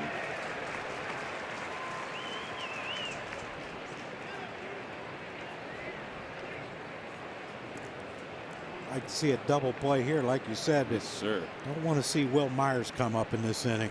No, he's had some good swings in this game. 0-2. There's Myers on deck.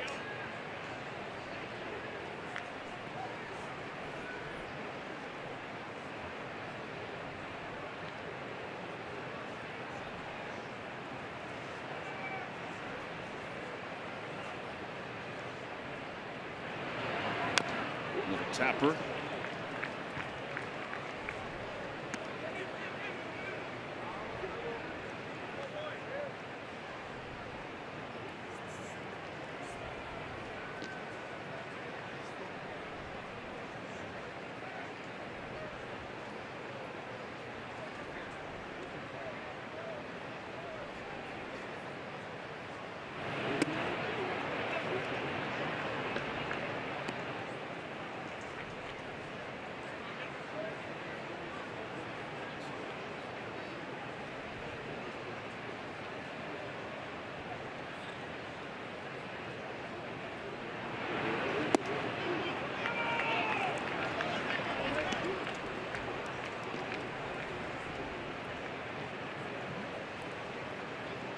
It's a good thing there's no school tomorrow.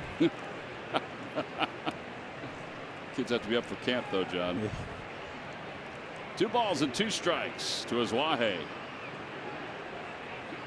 A little tapper right side. Santana's got it. He'll come home, and they get 1, and that's it. But at least they got the lead runner.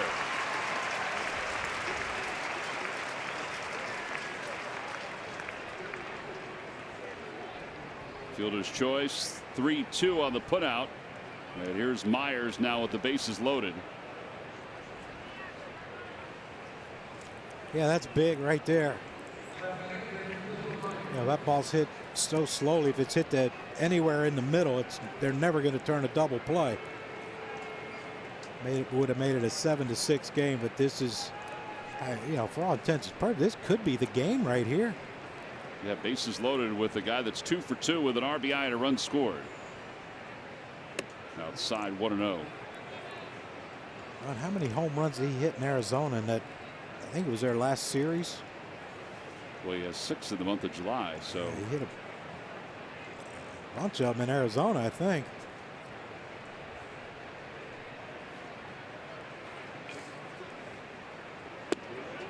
when he was on the disabled list, they didn't have much of a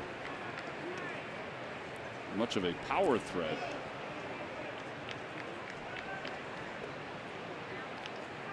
He had 3 home runs in 1 game in that Arizona series, 1 the next day, and 2 to start the series. So 6 came, all 6 of those July ones came. 2-0 pitch. 2-1.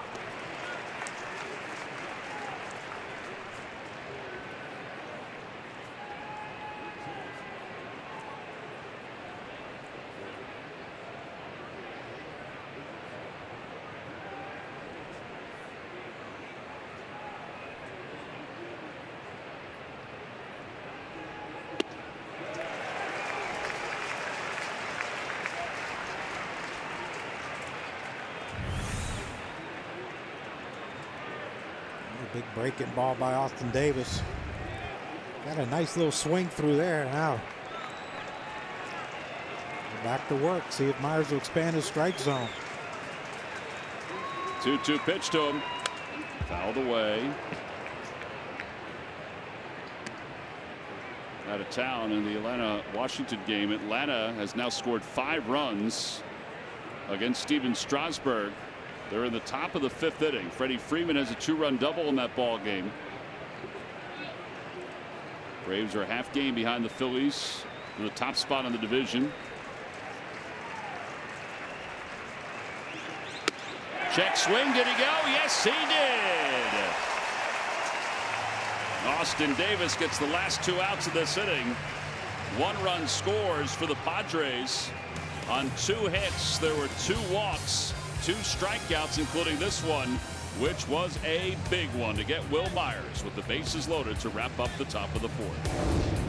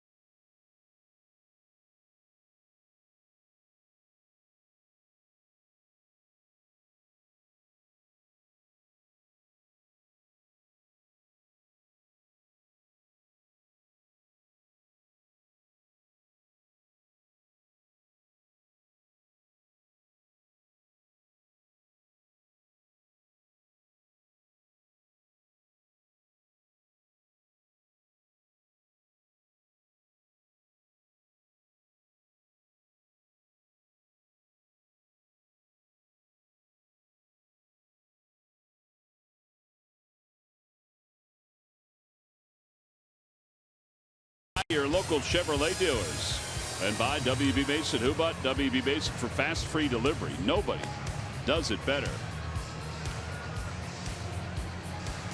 Well, both starting pitchers are done for the night as we go to the bottom of the 4th inning. Jake Arrieta for the Phillies went 3 1/3, 6 hits, 5 runs, 4 earned, 3 walks and 2 strikeouts.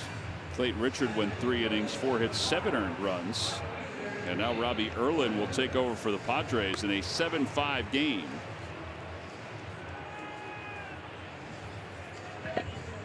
Hunter Renfroe stays in the ball game, and he's out in right field for San Diego. And Nick Williams will lead things off for the Phillies. There's Renfroe.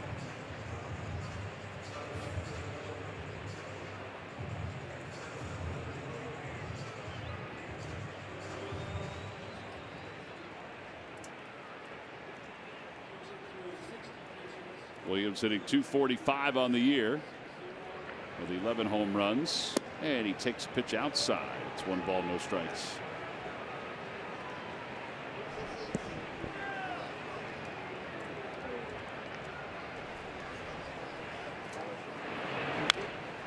Fouled back 1-1.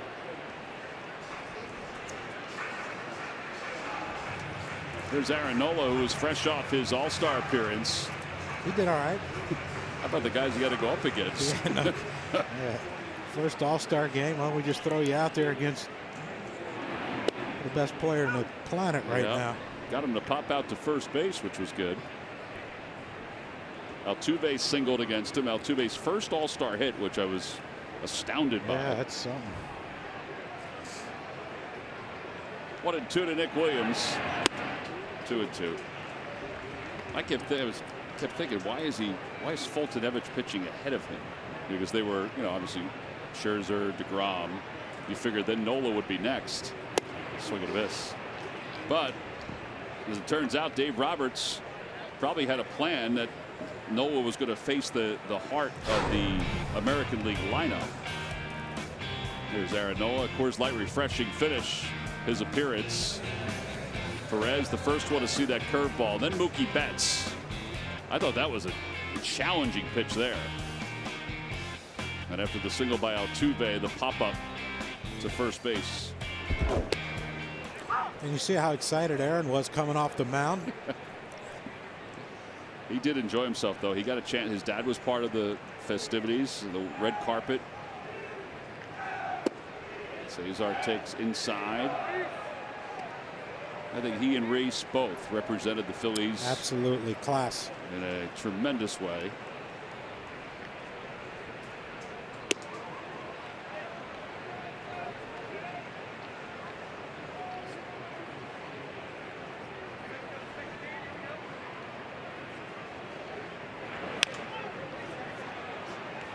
A high chopper over to third. And there are 2 outs here in the 4th inning.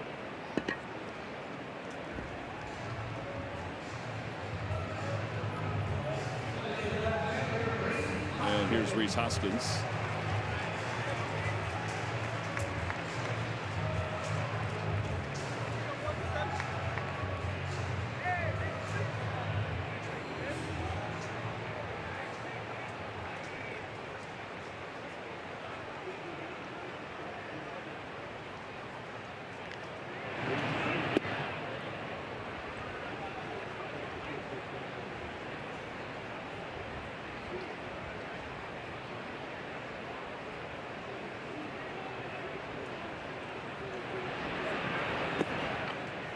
Two and 0 to Hoskins. Hoskins has walked twice tonight.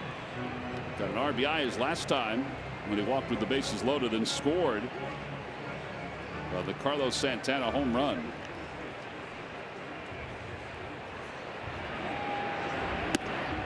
Three and 0. He's hacking at this one if he likes it. 2 outs. Lefty on lefty up next, even though Dubois does have 1 hit and a couple RBIs. And a line drive, 1 hopper, flagged down by Azwahe. And the inning is over. Well, back in the day, that would have been a base hit for Rhys Hoskins, but not in the world of shifts. We've played 4. We'll go to the 5th inning.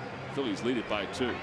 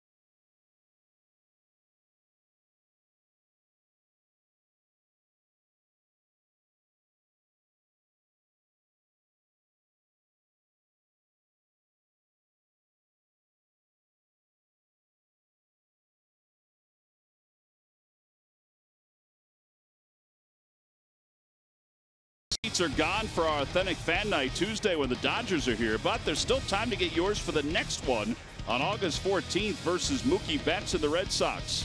Head over to Phillies.com/AuthenticFan to grab your tickets, a free hat, and more, and do it now.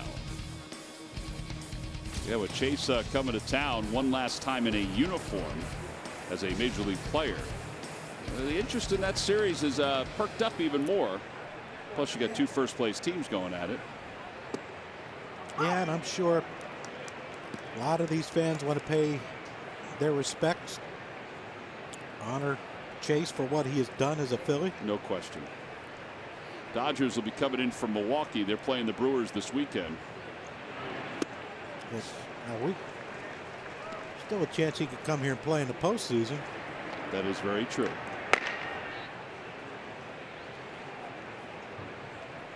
Victor Arano warming up in the pen.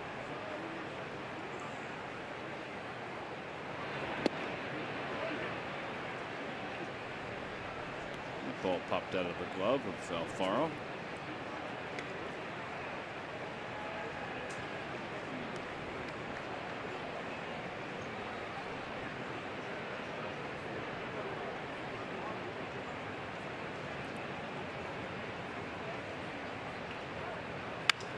Whoa. Man.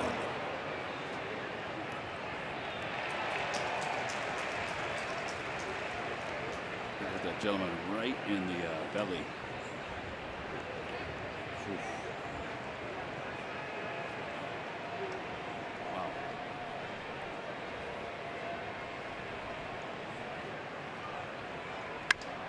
Reaches out and pokes it to left field, and Hoskins is there. One out here in the 5th inning. Davis will face Villanueva. MLB.TV is now available at a lower price. Watch every out-of-market regular season game live or on demand. Your subscription includes MLB At Bat Premium, allowing you to watch live baseball on your favorite supported devices. Blackout and other restrictions apply. Visit MLB.TV to take advantage of the special offer.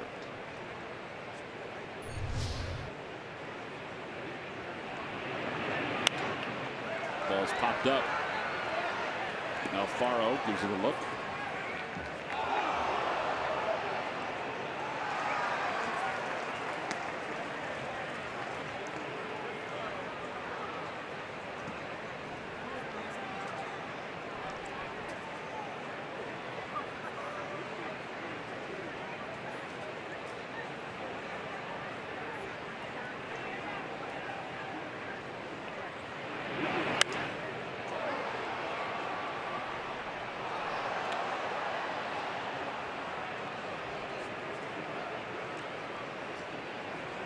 Davis has been pretty good. Yes, sir.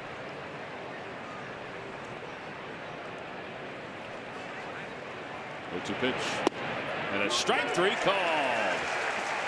2 outs. I don't know what Villanueva's complaining about. It looked like a pretty good pitch, didn't it?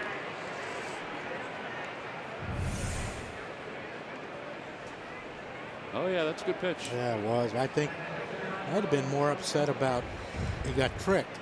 Davis went with the quick pitch there. We have seen him use that. If it fooled me, how can it not fool you? Trust me, I've said that before to the umpire. I would think that they would like that. I think that would be kind of funny. Yeah, depending on the umpire. Wasn't received well.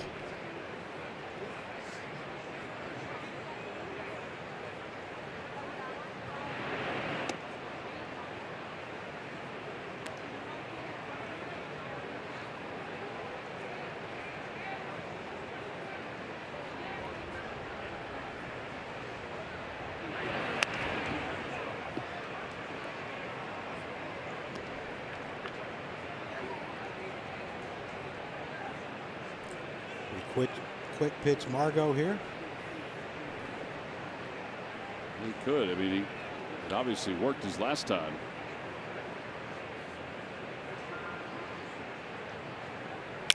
Broke his bat, and a floater out to center field is in for a hit. Margot on base for the 3rd time. And Galvis is coming up.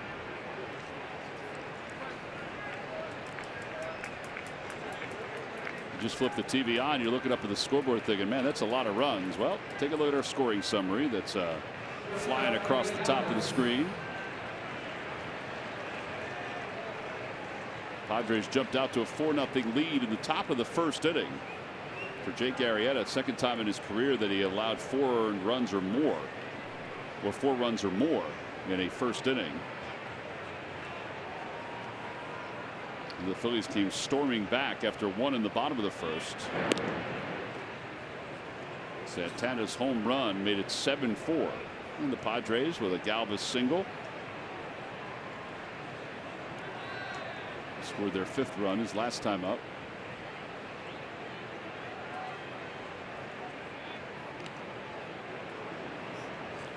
Now Margot has the basically the 2 ways you can steal a base: a straight steal his first time up, and his last time up he had a delay steal. Yeah, they have 3 overall, John. All 3 of those stolen bases are scored tonight. Well, you think with 2 outs, if he can pick something up on Davis, you'd think he'd be going.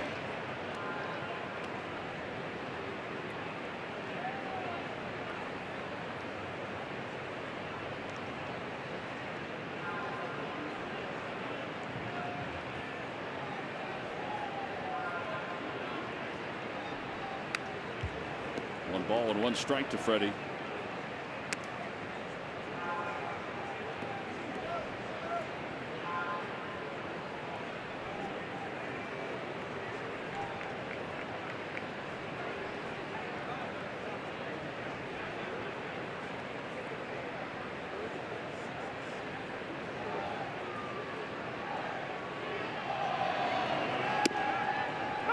One and 2.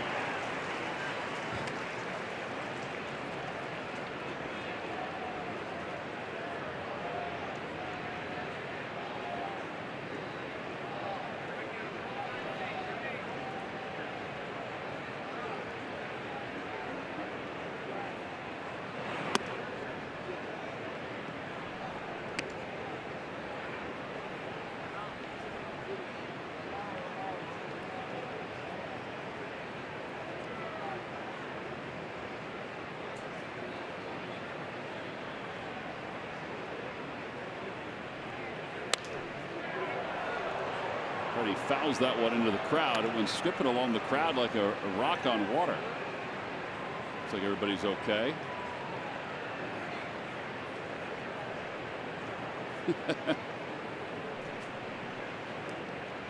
Easy for us to say. It didn't come skipping around us.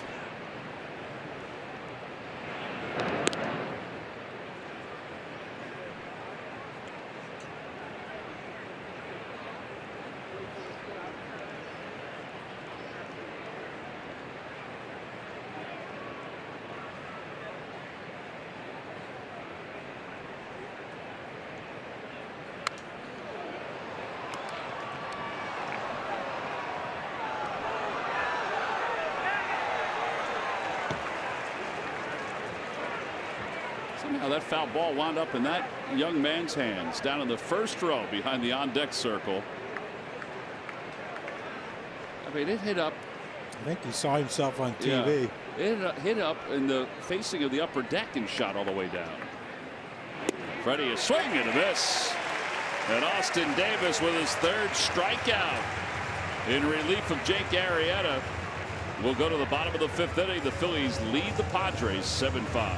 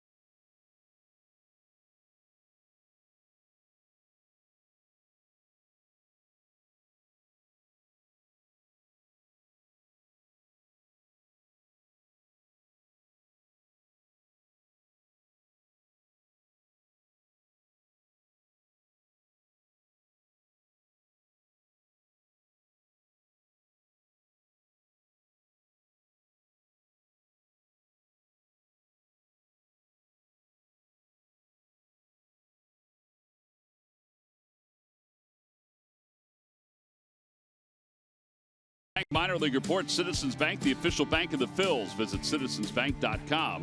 Yesterday, Lehigh Valley lost to Toledo 4-3. Nice day, though, for Drew Anderson. Reading lost to Altoona. Cornelius Randolph hit a home run. Clearwater lost to Florida, and then Lakewood defeated Hagerstown. Spencer Howard had 8 strikeouts over 6 innings. Reading, meanwhile, lost game 1 to Altoona today, 10-8.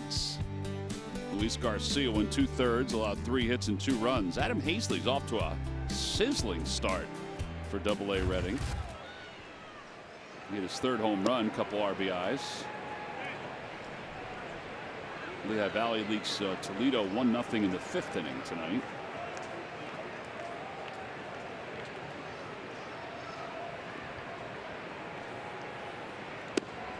And 1 to O'Double as Robbie Erlin begins his 2nd inning of work.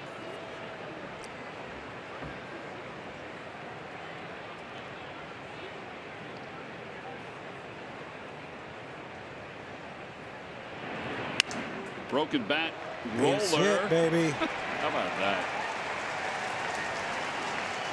That's the 2nd hit of the night for O'Double Herrera as he leads off the 5th inning.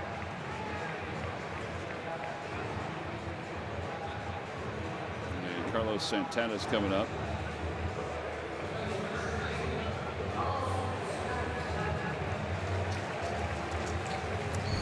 StatCast AI, powered by AWS, gives us a different look at Carlos Santana's home run.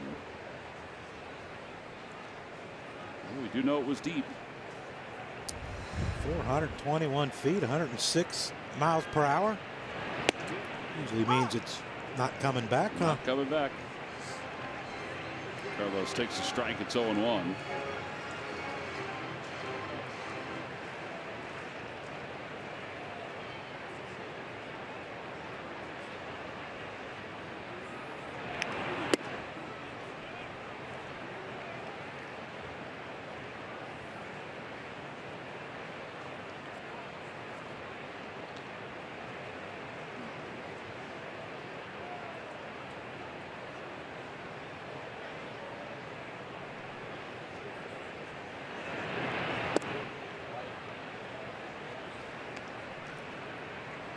You would think he's going to get something good to hit here.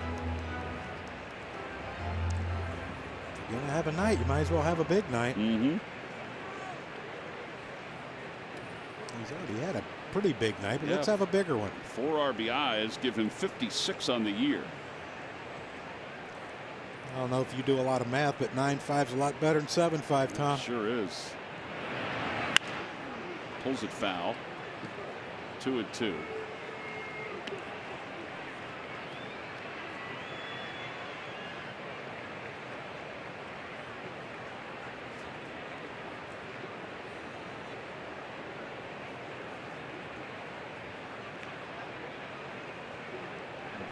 We just got a picture of him taking a picture. There's outside 3-2. Franco's on deck.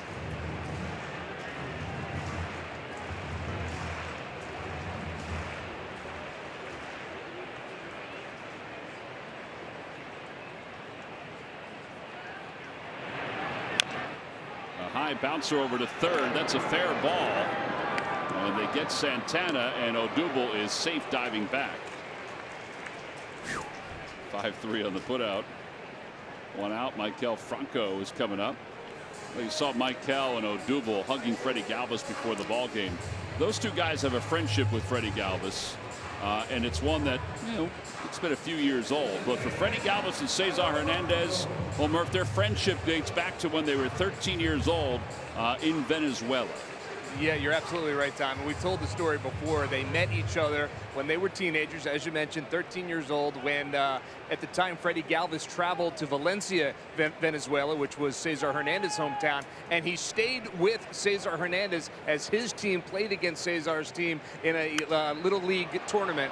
And that's when they met each other and became fast friends. And then obviously the story goes on. They were both signed, as Freddie makes that play right there, both signed by the Phillies in 2006. Cesar stayed in Venezuela for a little while, where Freddie came over to the States and began his minor league career. They met back up in 2013 in AAA and have been as close as brothers ever since. I had a chance to talk to Cesar and Freddie today. I said to Cesar, I said, when was the last time you remember playing against Freddie? And he said, I think it was when we were 14 years old and we played in another one of those tournaments where we traveled to each other's towns. That's the last time they played against each other. And Freddie said, yeah, and in that game, Cesar hit a home run. He said, but we won the game, so it really didn't matter that Cesar hit a home run. But you know what? It's great to see them back together. They stay in touch. They are very close friends and will be, I'm sure, for the lifetime. But it's always good to see when teammates are able to come back together and, you know, swap a couple stories and share how the family's doing and all that. And the guys were able to do that today. Trevor Plouffe, he smells a hit. He's going to get one. Odubel's coming home. Hosmer's throw, and he is out at home plate. Hopefully his hand is okay. Odubel taking a chance. Hosmer, four-time Gold Glover, was able to throw a strike to the plate area. Odubel's coming up holding his arm, or I should say flexing his arm. This is a great block. Yeah, but did they give him a path? Yeah, he doesn't have to on a play in the infield. Yeah, oh, that's right. Yep, you're right. I mean, it really was a good block. So the inning is over. We'll head to the 6th inning with the Phillies on top, 7-5.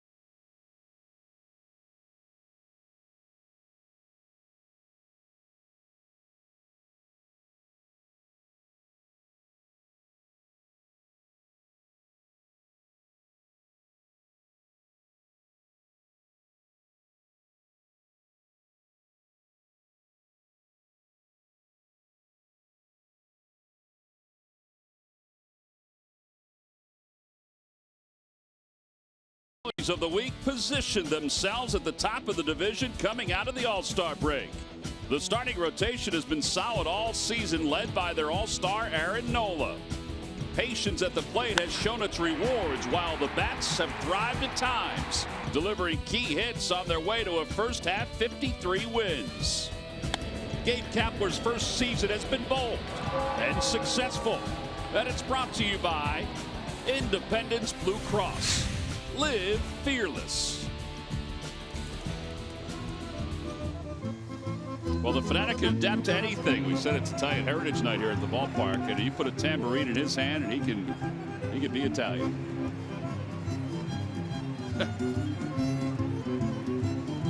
That's a smooth move. Is he hitting himself in the head? He is.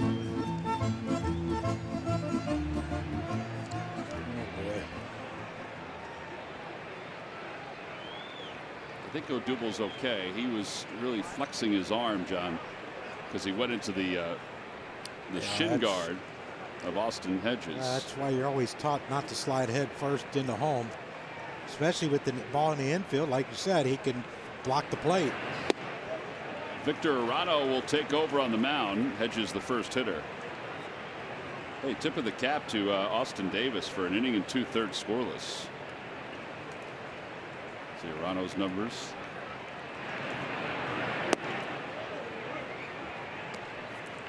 You know, I don't know if you can't fault Odubel for his aggressiveness on that play.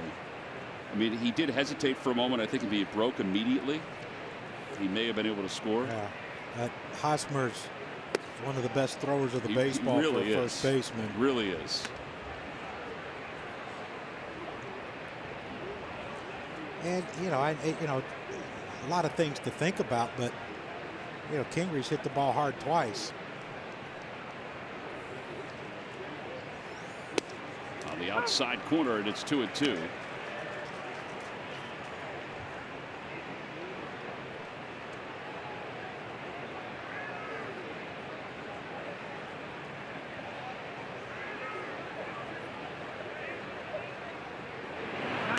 And a foul ball.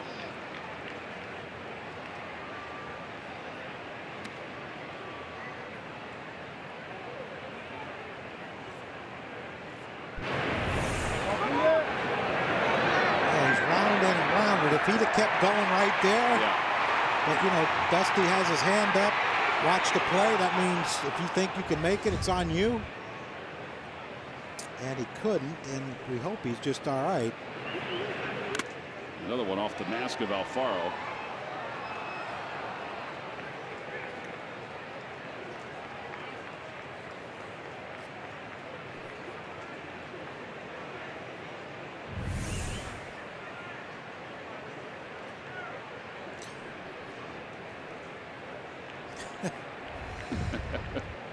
See him rubbing his ear like it must have rung him a little bit. But Second one.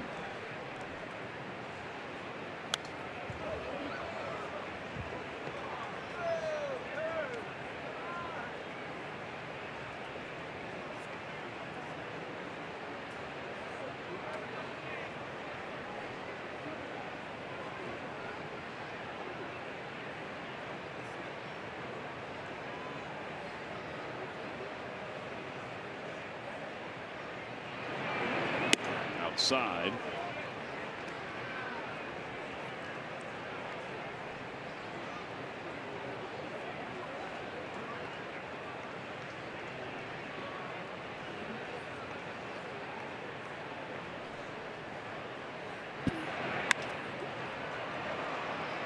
Fly ball to shallow left center field, and Hoskins calls for it.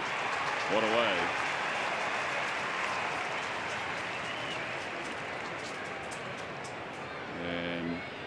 Here comes Franny Reyes. Johnny, this is a big fella. Franiel Reyes.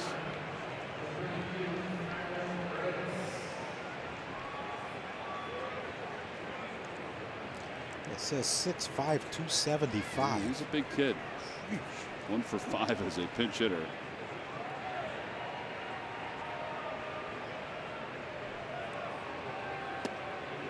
Inside. So they're down to 2 bench players. He's only 22 years old. Still growing. Still growing.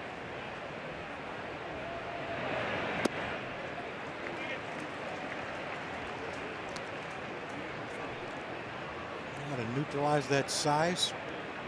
Throw that slider like Arano just did one more time. Actually, I should say he just turned 23. July 7th. It could be done. Well, there it is again. He went, says the first base umpire. He's out of the Dominican Republic. He's an outfielder. I don't think he liked that call. 6 home runs, 8 RBIs. He's not getting a lot of punch for his. I think he's throwing him another slider. I would think so. Oh no, a fastball. Oh, that is shocking. And a base hit for Reyes. And a 1-out single here in the 6th inning as Jankowski is coming up. The AL East Division leading Boston Red Sox will be in town to take on the Phils for a 2-game interleague series at Citizens Bank Park beginning Tuesday, August 14th. It's 7:05 first pitch. In fact, 2 night games. You can get your tickets by going to Phillies.com.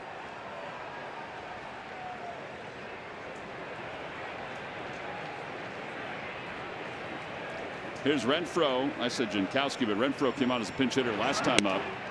And a slider outside. John, I don't remember if Alfaro asked for slider and it was shaken off by Arano, but either way, that's sort of a growing situation for a pitcher to catcher, right? Yeah.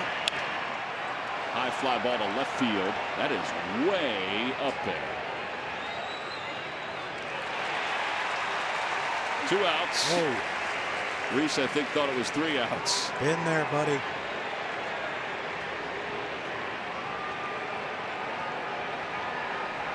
And here's this Wahe.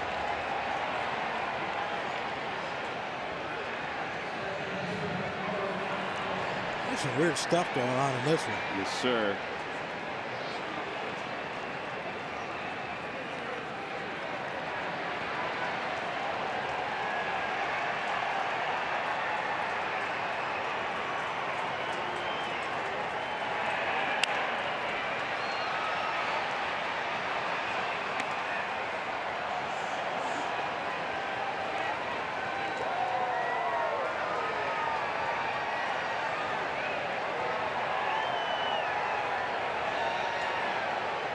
Wave, Tom.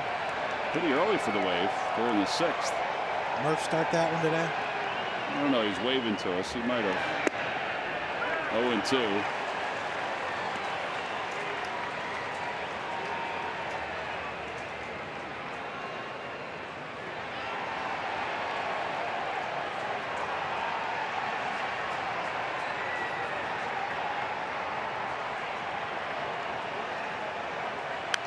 Well, foul back, and it remains 0-2.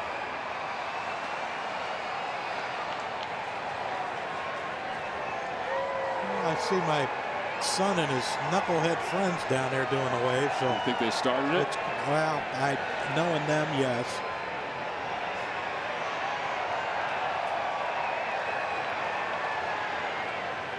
Check swing and a slider, and it's 1-2.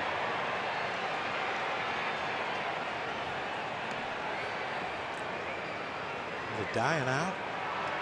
Pick back up again. They got it lower level, middle level, and upper deck doing it right now.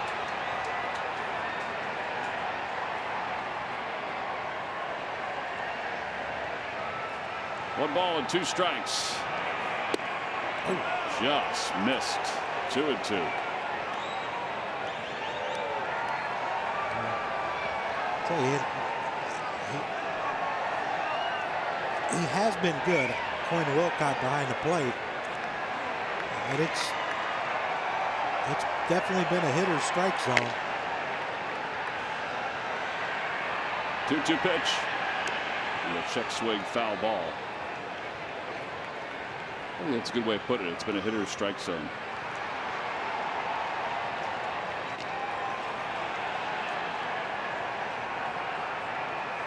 I thought Arrieta threw a lot of pitches that from up here looked like they were on the plate. They were on that line. And then we show it just off just a little bit.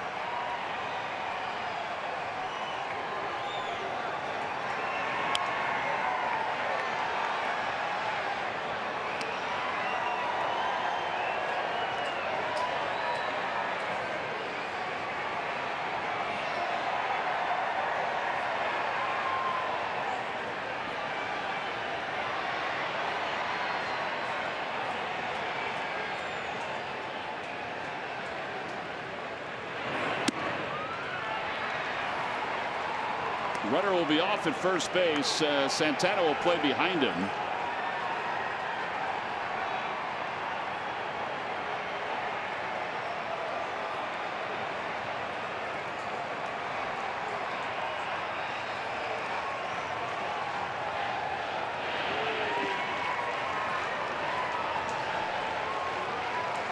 Well, ball 4 puts runners on first and second, and now you've got Will Myers coming up. 5 walks tonight for Phil's pitching.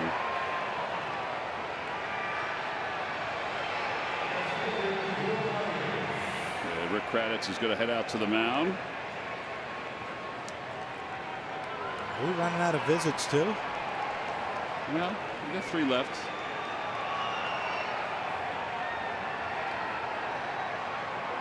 Time now for the Ram Truck Stuff the Fans Trivia Quiz answer. John, the question is, which three players whose primary positions were shortstop played in all 162 games of the season for the Phils? Freddie. Yep, Freddie is correct.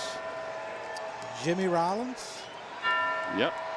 And one of my favorite human beings, Larry Bowa. Larry Bowa is correct. He did it in '74. Log back on to Phillies.com to find out if you're the winner of a Phillies prize pack. I didn't need any help. Did a nice job, Tom. I did. I just, I'm going to go on a run now in the second half. I'm the second half player, Tom.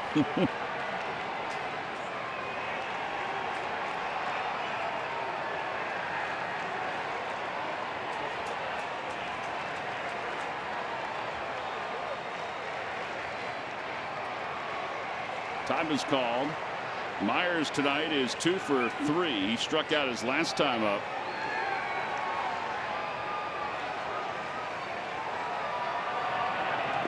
And the dirt, 1-0.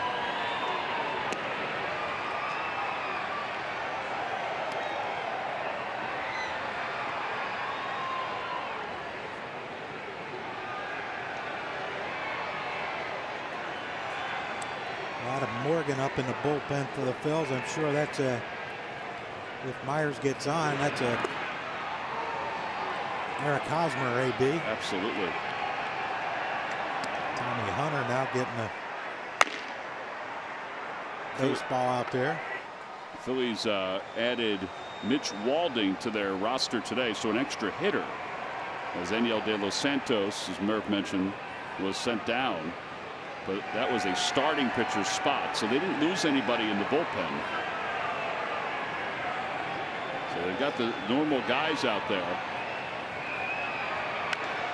2-1 is fouled off the foot of Myers.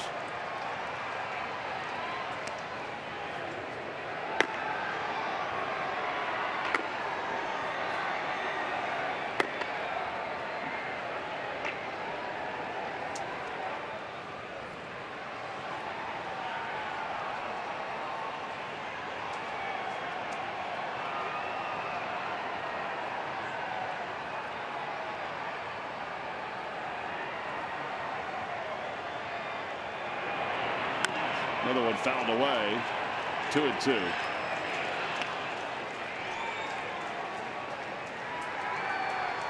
You stay in there. Throwing 2 fastballs in that handcuffed him both times. They're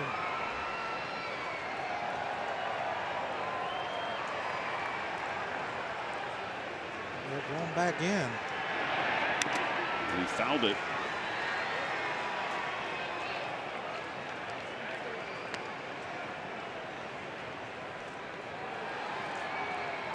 Now this could be a good time to either elevate the fastball or slide her down and away.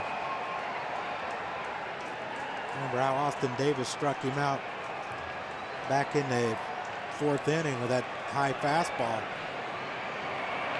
Swing and a miss. He got him with the slider. The side is retired. The Padres leave a couple more. Well, it was a tough inning for Arano, but he got through it. And there's that slider. Boy, it's a nasty pitch when he's got it going. We'll head to the bottom of the 6th.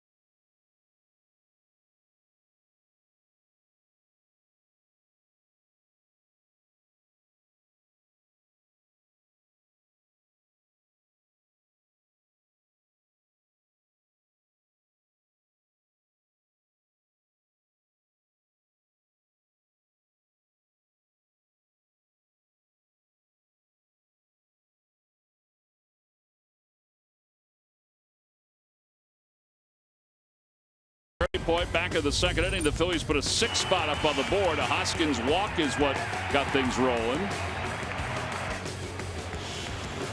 Little tapper by Odubel. That had some eyes, John. Yeah, baby, that tied it up. And then Carlos Santana with a long 3-run home run off Clayton Richard to left center field. Yep, I don't blame you. Celebrate a little bit. That's right. That's our Toyota turning point of the game. Basically the entire second inning for the Fighting Phils. Well, the Phillies have really leaned on their bullpen tonight, just as the Padres have. Phil Maton is the new pitcher for San Diego, and he'll face Scott Kingery, who has a single tonight, was robbed of a hit his last time out. Got a first pitch on the outside corner. It's 0-1.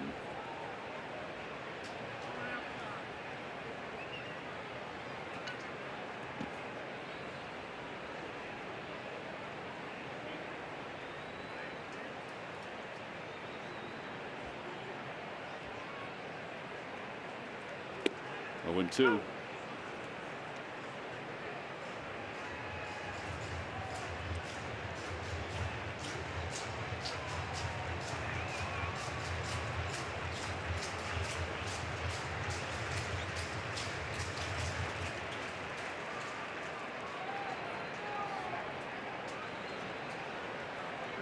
Little tapper.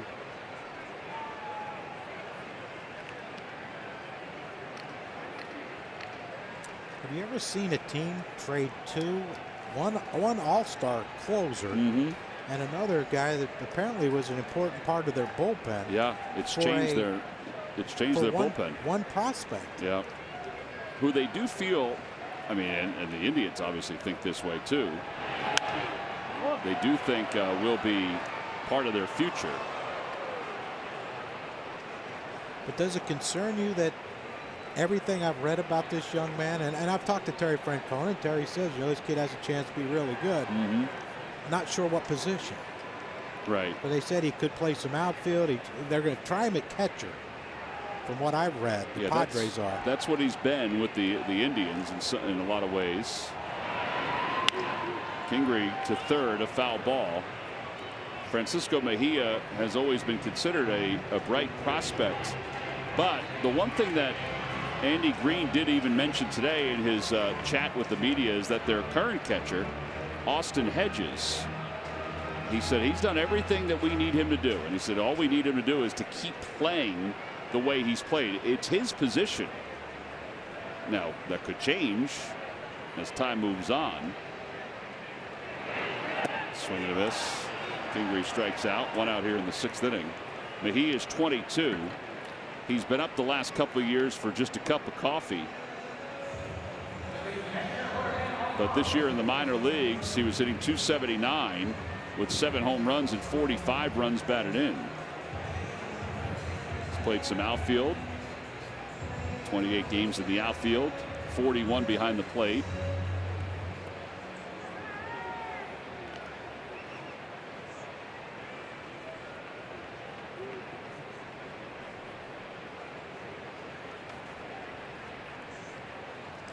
The Padres. Alfaro hits one towards center field. It's not deep. There are 2 outs.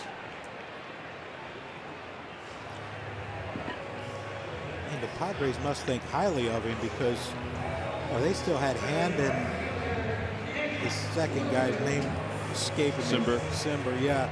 I mean, they still had those guys under control for a few more years. Yeah, and if you're the Indians, you've gotten better. Yes. Because that's the one part of their team that they were really concerned about.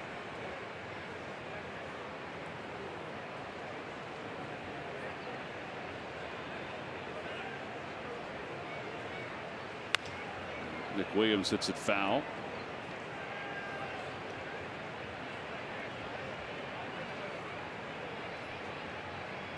No balls and 1 strike.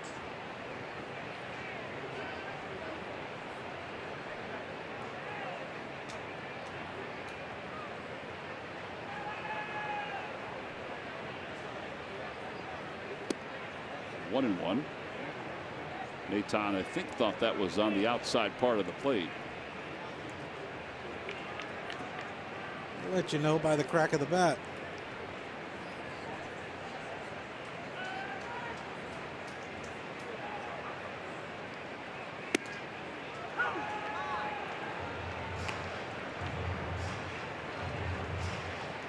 Now they're both confused.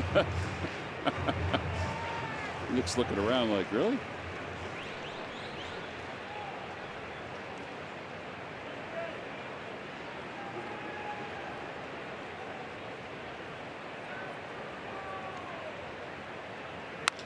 Pulls it to the right side, gobbled up by Hosmer.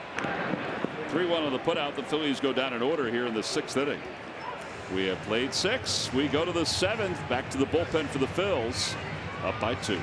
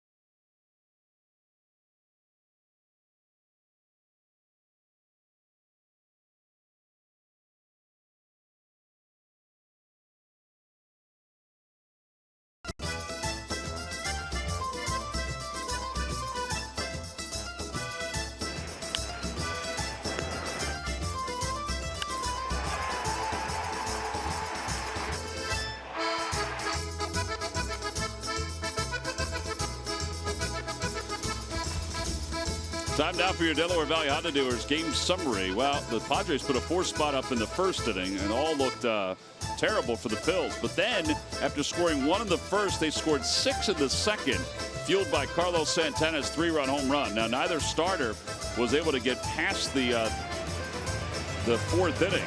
Richard went 3, Arrieta went 3 in the 3rd. So it's been the Phillies bullpen ever since. And now it's Tommy Hunter who will take over here in the 7th inning. 2-0 with a 4.65 earned run average.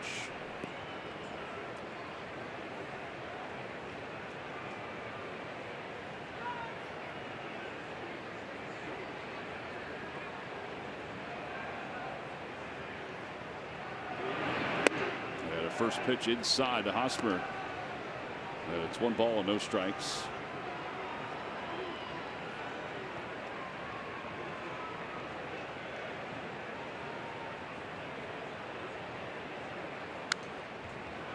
One and one, man. He takes some hacks, doesn't he, John? Yeah, he does. And you know, but it's a big swing, but he's under control with it, which is fascinating to me. I know whenever I tried to swing hard, I was all over the place.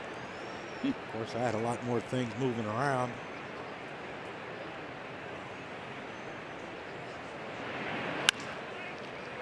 Cesar is up with it. And 1 out here in the 7th inning. Phillies baseball is brought to you by your local Ford store. Check out every new Ford car, truck, and SUV crossover at buyfordnow.com today. And by Geico, 15 minutes could save you 15% or more on car insurance.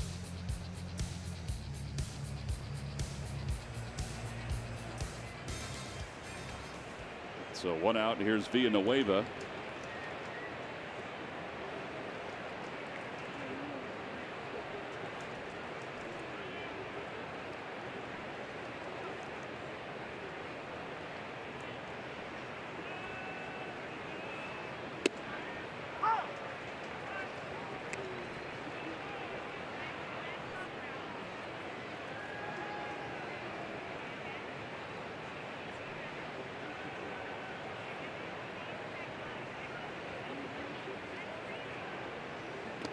the dirt.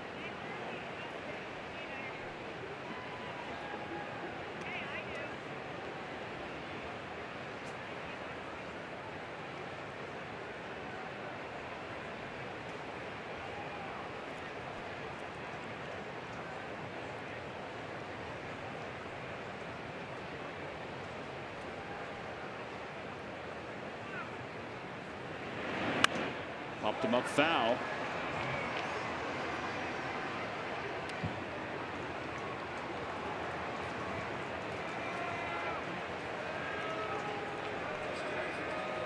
Going old school there. Who is it? I would say it's Schmitty. No, Carlton. Lefty. He's getting booed down there. Swing and a miss. He got him with a fastball. 2 outs.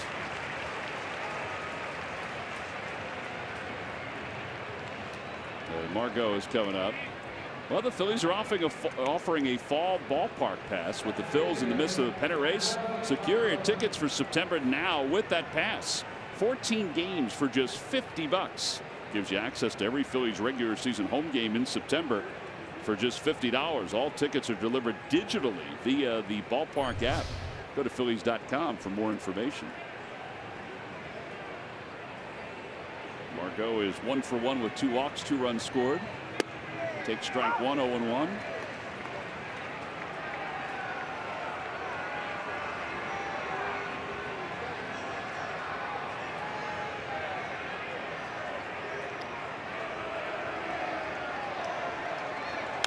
Little tapper, and it's foul.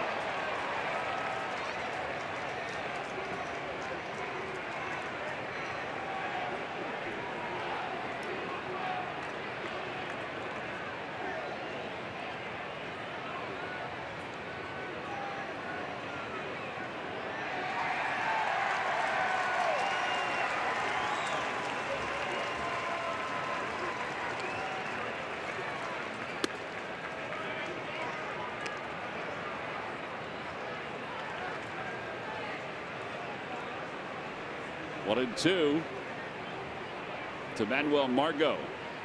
Phillies with 7 runs on 6 hits. Padres 5 runs on 8 hits.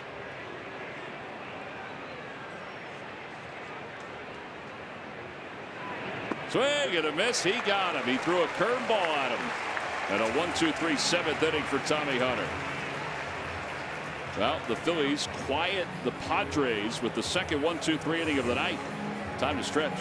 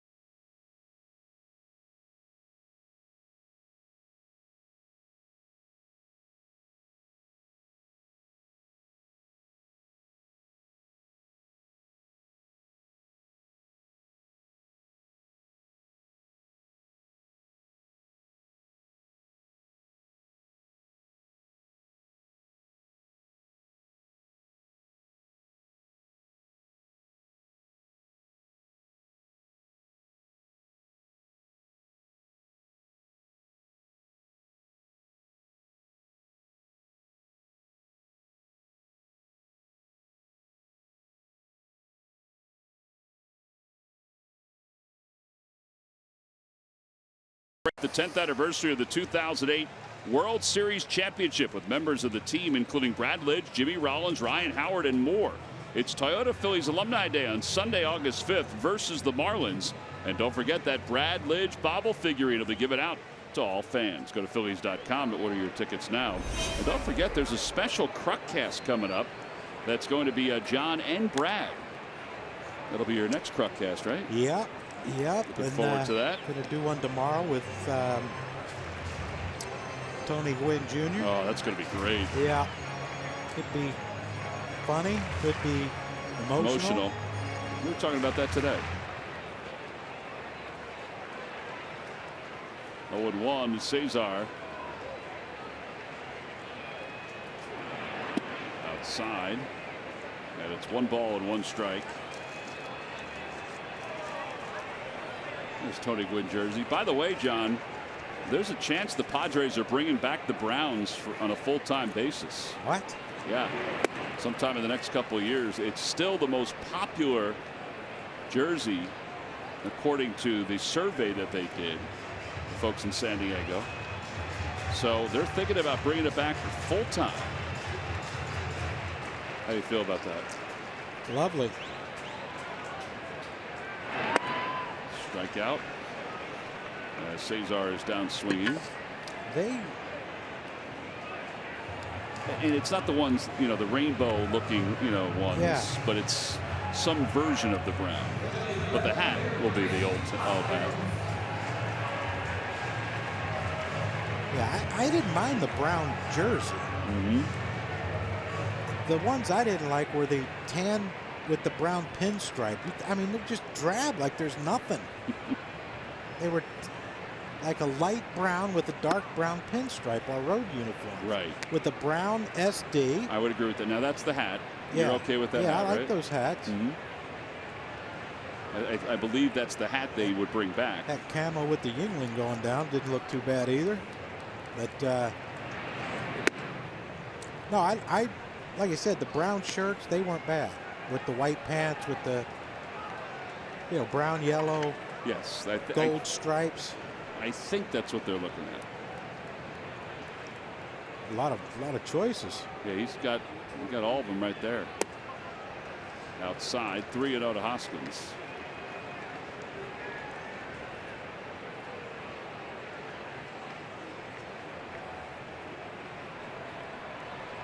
That is not a Padres uniform. Looks like your uniform, honestly. Look like my protection uniform down the left field line. Got some bodyguards, John. They look like they can kick some you know what if they have to. 3 balls and 1 strike to Hoskins. 3-2. That's a hanger. 3-1 though. He's looking fastball to launch. Yep. There's John's outfit that the gentleman somewhere is trying to replicate. That's the happiest you've looked this year, I think.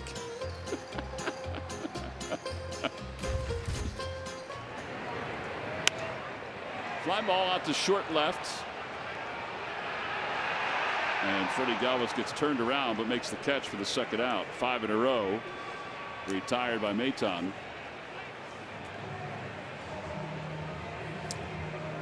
And Odubel Herrera's coming up. There you go, John. I mean, this was planned out. There's got to be a shtick going on. Yeah, but this was planned out, yes. right? I mean, I'm coming full Roman gear. Yeah. It looks like he's getting some kind of direction. Well, look, he just, you need to go up there on the dugout.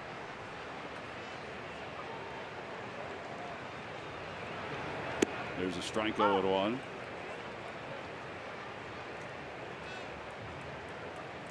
Like, at what point do you lay that out and you say, yeah, this is what I'm going to the game with tonight?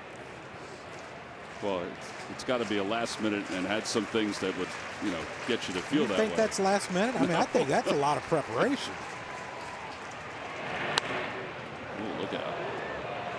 Knocked the Fanatic right down. Now he needs that gear. Almost hit Jorge Alfaro and Diego, too. He's a Fanatic. No, he has a net in front of him. I don't think so. No.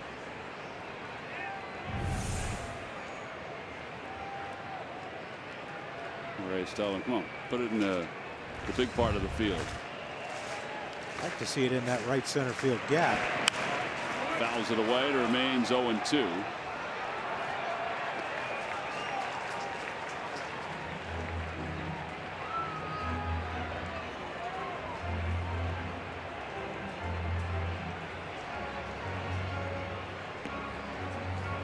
Hey, the good thing is Odubel's not hurt after that head first slide into home. It's like he's swinging free and easy. Swing and a miss. 6 up, 6 down for Maton as the Phillies go down in order here in the 7th inning. We'll go to the 8th inning. We'll have a pretty good idea of what the guy with the gladiator outfit's going to be doing when we come back with the Phils up 2.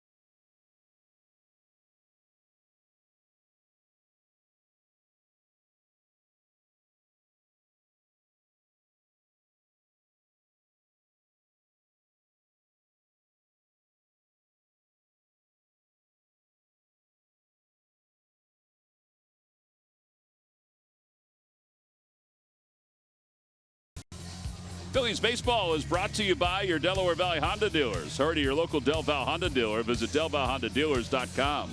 And by Jefferson Health. Call 800-JEFF now or visit jeffersonhealth.org. 7-5 Phillies on top.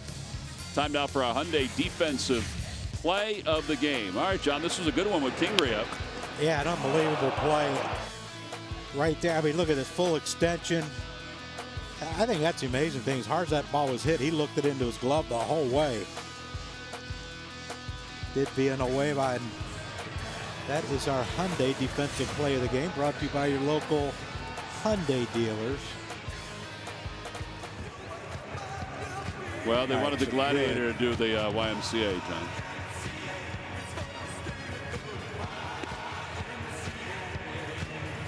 Huh. He doesn't look too enthused about it. He's a gladiator. I guess so. Pat Neshek is greeted by Freddie Galvis with a fly ball to center, and Odubel can't get it. He got all spun around with his footwork. And Galvis is going to be aboard with, I'm assuming, a double. And his 3rd hit of the night.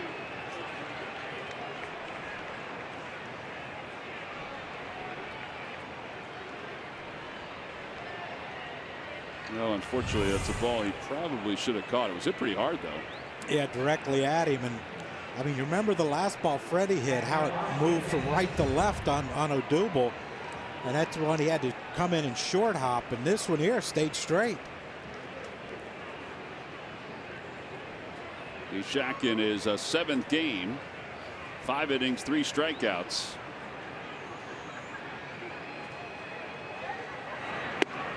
The first pitch to Hedges is in there. It's 0-1. Hedges is 1 for 3. He has grounded a shortstop. He's singled, and he's flied out to left field. Jose Pirela is in the on-deck circle to pinch hit. That means they'll have only Ellis left. 0-2.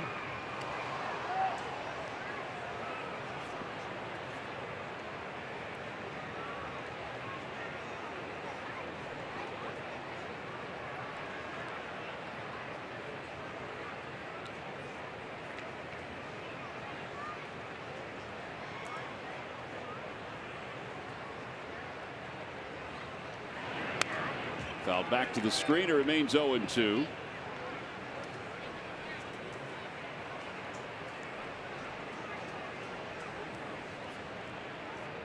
Phillies bullpen is quiet. Padres have Robert Stock, who was just added to the roster today, and Craig Stammen warming up. No balls, 2 strikes to Hedges. Swing and a miss. Got him with a 90-mile-an-hour fastball. And 1 out here in the 8th inning. Pirela is going to be the pinch hitter. Let's check in with Greg Murphy with the Major League Notebook. Murph. All right, thanks, Tom. Brought to you by the University of Maryland, University College, and a little history being made in Chicago today. You talked about the blowout, the Cardinals over the Cubs. What a day Matt Carpenter had, the first baseman for the Cardinals. Led off the game with a home run. Second at bat, comes up again, hits a 2-run shot off of John Lester. In the 4th inning, he came up twice. He had 2 doubles in that inning. Then in the 6th inning, he hit another home run. 3 home runs, 2 doubles in one game. The Cardinals blow out the Cubs. He becomes just the second person in Major League history to accomplish that. 3 home runs and 2 doubles. The other guy was on the field today, Chris Bryant of the Chicago Cubs, the third baseman. He also did it last year. So there you go, the 2 guys that have ever done that in Major League Baseball in that game today. And just an update on well, that guy Manny Machado, who's playing for the Dodgers now in Milwaukee tonight. First at bat, base hit. He's 1 for 1 in the Dodgers uniform. He also walked twice tonight, so he is 1 for 1. Been on base 3 times in that game. They're all tied up at 1 right now. Guys? Yeah, Matt Klentak talked earlier today about the race to get Manny Machado, and he said, listen, we offered the Orioles what he thought was a pretty good package, or an excellent package. There's a broken bat, and it's 0-2. And Matt has been steadfast in this, but he said, we made a pretty strong run at it. I have said before that being involved in rental players in the rental department isn't the best place to be, but he felt like Manny Machado presented a unique opportunity, which he did. He's one of the top 5 players in all of baseball. It just turned out that the Orioles just liked the prospects that the Dodgers had. That ball's popped up around the mound.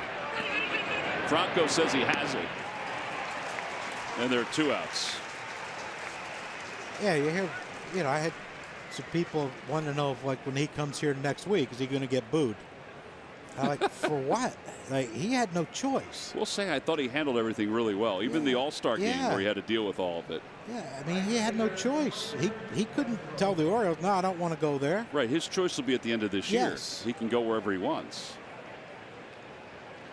You know, Tom, and listening to Matt Klentak today, I thought one of the most interesting things that he said was, if you had asked him a month ago if they were going to go after Manny Machado for this rental period, he would have told you probably not, that they were not really thinking about making an offer for Manny Machado. But the way the team played over the course of the last 6 weeks really started to change their thinking. And they thought, you know what, this may be a situation where a rental player is worth giving up those prospects if the price wasn't too much. But just in the course of about 4 to 5 weeks, his mind was changed whether or not to go hard after Manny Machado. I thought that was interesting. Over to third base, Michael Franco has it. A little spin and a little fire. Now the inning is over. No runs, 1 hit, and 1 man left in scoring position. That's a 10-pitch inning, 9 strikes. We'll head to the bottom of the 8th inning. The Phils in search of some insurance when we come back.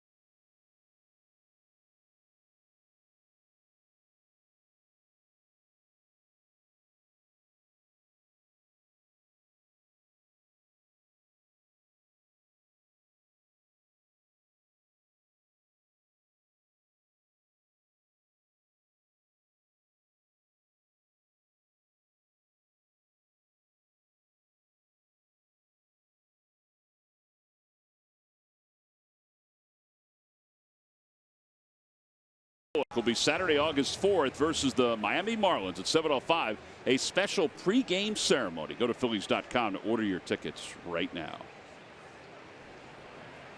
Phillies Wall of Fame is located out in left field beyond Harry the K's.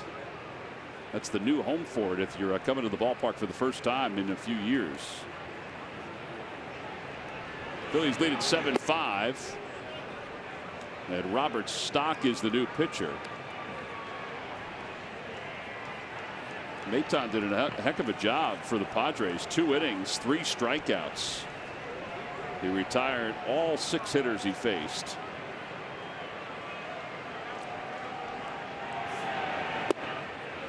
Two and one.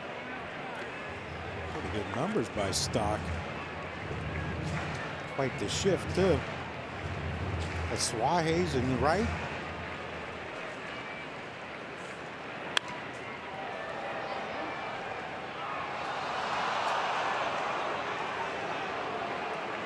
Freddie's the only one in his position. Hosmer.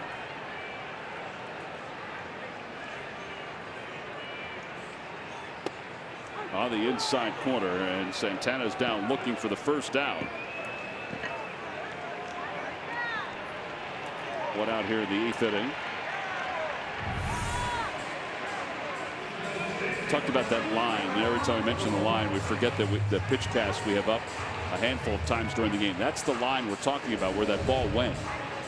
The line of the box all the way around. Yeah, it's like I said, it's been a hitter strike zone.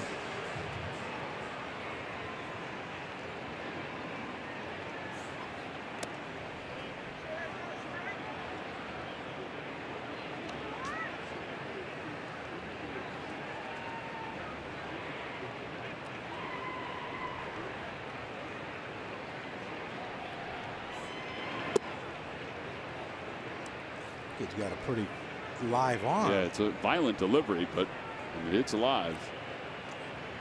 The AAA numbers were incredible. Yep. I think he may have gone. He did.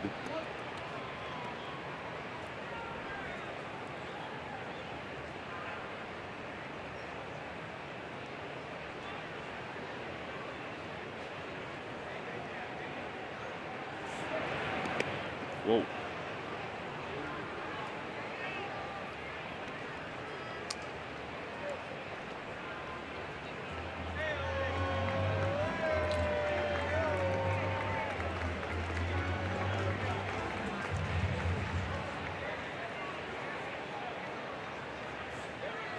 Outside 3-2.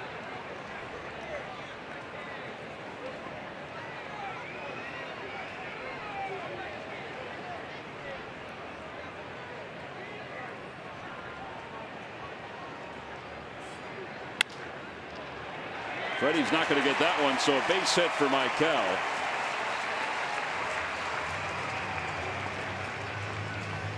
Coming up after the ball game, it's Phillies postgame live, presented by Cure Auto Insurance. Amy Fadul, Tommy Green, and Corey Seidman are standing by. We'll talk about the big second inning for the Phillies, highlighted by Santana's home run, the early exit by Jake Arrieta, and the bullpen doing its job, including Austin Davis, who's been really good, or was really good. And there's Sir Anthony, who is warming up. Here is Andrew Knapp.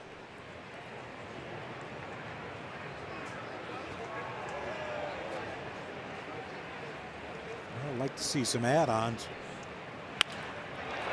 That one is off the glove of Asuaje. Franco is on his way to third. He had a late break for it, and he is fortunate.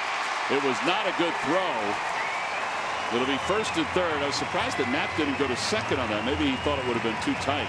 Yeah, and well, we know some of the issues that Andrews had. I think he was playing better safe than sorry. That could be it. But good piece of hit. Yeah, Franco. Watch Franco going around the base here. Now you have to freeze because you think Asuaje is going to catch that ball.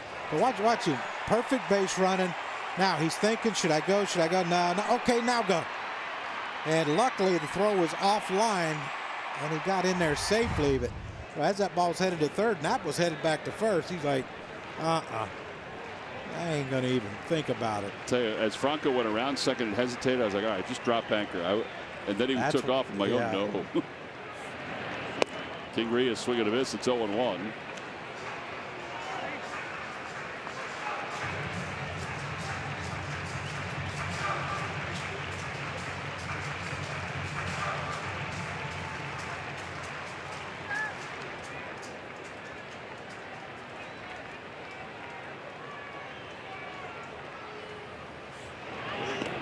That one gets away. Here comes Franco, and the toss goes right past the pitcher.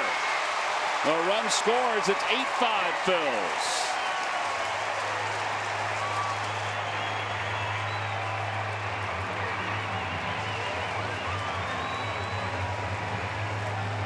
Well, we're getting daring. Sure are. What they're looking at? What are they looking at? Well, Franco grabbed his helmet before he touched the plate. Watch where Freddie comes from, though. Look where Freddie is. Wow. That's what we grew to love from Freddie Galvis. It's a wild pitch and an E2. Assuming the E2 allows Knapp to go to second base. Well, some gutsy base running, John, in this inning by Maikel Franco. Aggressive base running. Very. But it paid off. Yes, it did.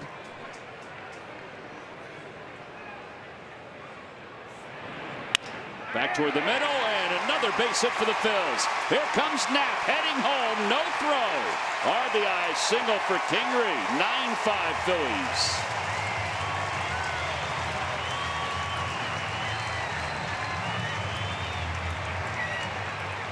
Oh, there's the add-ons we were talking about. Yeah, beautiful.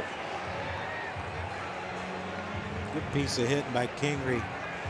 Got that first pitch breaking ball. He swung through it, pulled off really well, and he stayed on that one. Just take it back where it's thrown from, and Knapp with a great read, great jump. Yeah, nice job by Andrew.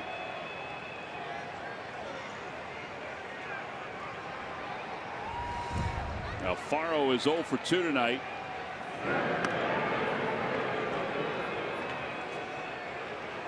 (9-5) Phillies here, 8-5 Atlanta down in D.C.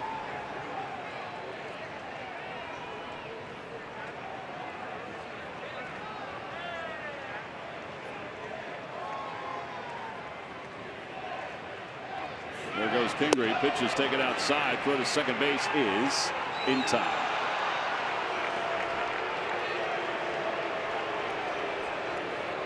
Phillies will take a peek at this. Strong throw by Hedges, who hasn't thrown a whole lot of guys out this year.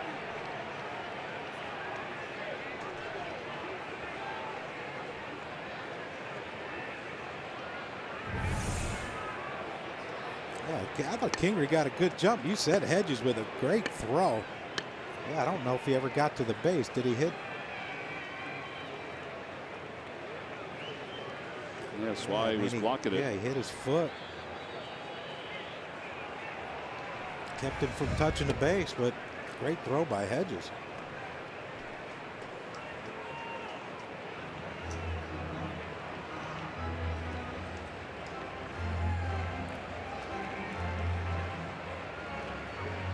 Good night for Scott. 2 for 4 with an RBI and a run scored. To the right side, and Azwahe can't get it.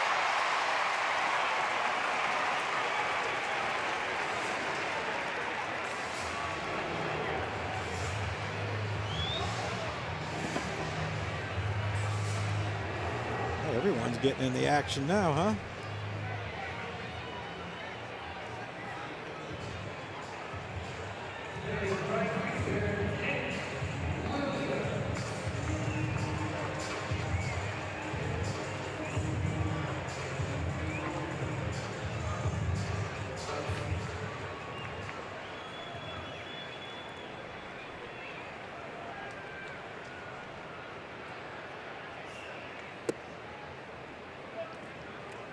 Well, he must be tough to catch because he's got, you know, such velocity. He has been deviating around the strike zone. Yeah, he hasn't been dotting the glove. Line drive to left field. That's going to drop for a hit.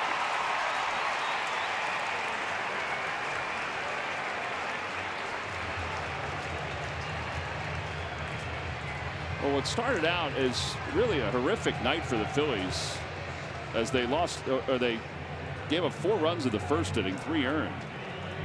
They've really turned it around. I mean, this is a really nice way to start the second half if they can finish it off in the top of the 9th inning. Well, because you know there's going to be times when the starting pitching is going to have to carry you. And, you know, it's going to be a close game. Now today the offense picked up Jake.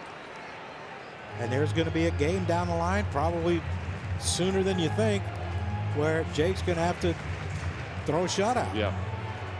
Try to get a 1-0 win.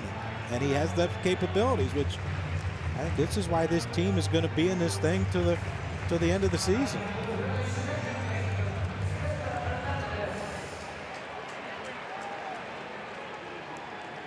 Cesar tonight is 1 for 3 with 2 runs scored. That one's out to right center field and caught by Margo. Then he dropped it. 2 runs will score. Maybe. Williams stumbling home and just does a belly flop into home plate, but Margo is hurt. He had it once he hit the ground. The ball popped out of the glove. Now the Phillies lead at 11-5. Hey, Reese, it's your time, big guy. That's tough for an outfielder. This happens often for outfielders.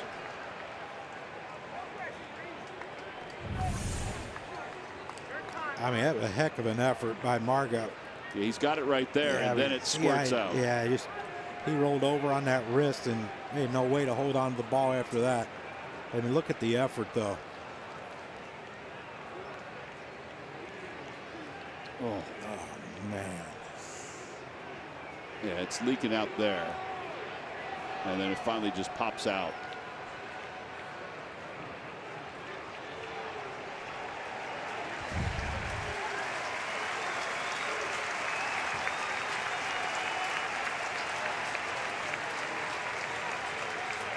So he'll exit.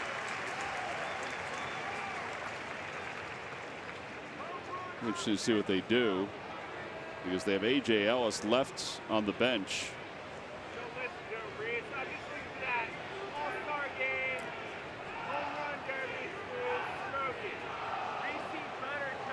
I think Freddie's sort of directing traffic. Ellis is going to go to left.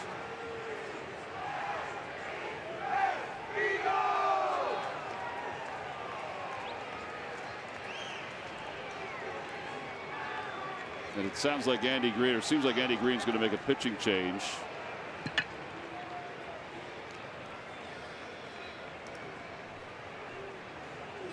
So he's going to go to the mound. So Ellis will go to left field. I'll assume Myers will go to center field. And the Padres will go back to the bullpen. So Brewer's going to check in. It's 11-5. Phillies on top here at the bottom of the 8th inning. We'll be back right after this.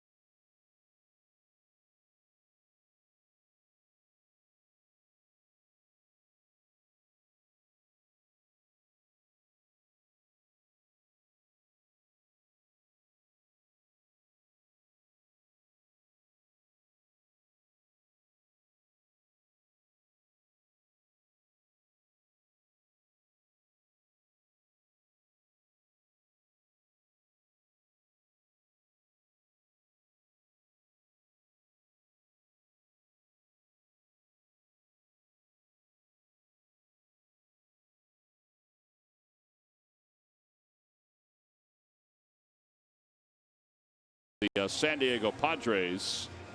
Will Myers will go to center field. And Colton Brewer, who they just called up along with Stock, will be the new pitcher here in the bottom of the 8th inning. This will be his 3rd game for the Padres. 33 games down to the minor leagues.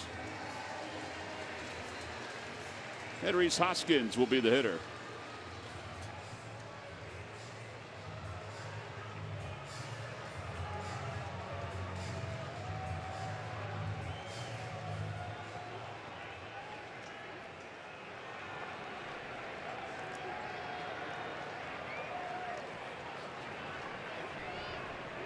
Hoskins tonight, he's 0 for 2 with a couple of walks, and RBI, and a run scored. He takes high, 1 ball and no strikes.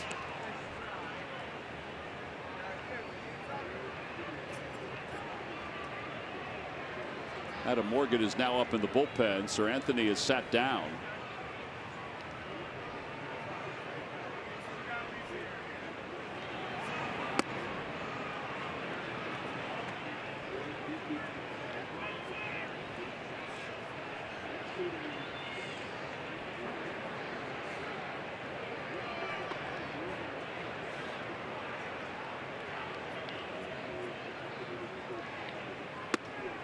Balls and no strikes. Green light, John? No. Up 6. Bottom of the 8th.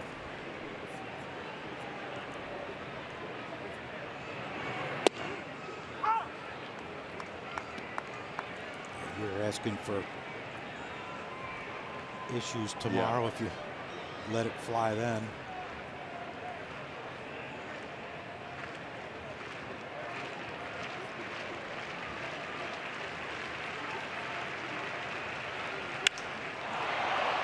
Fly ball to center field. Will Myers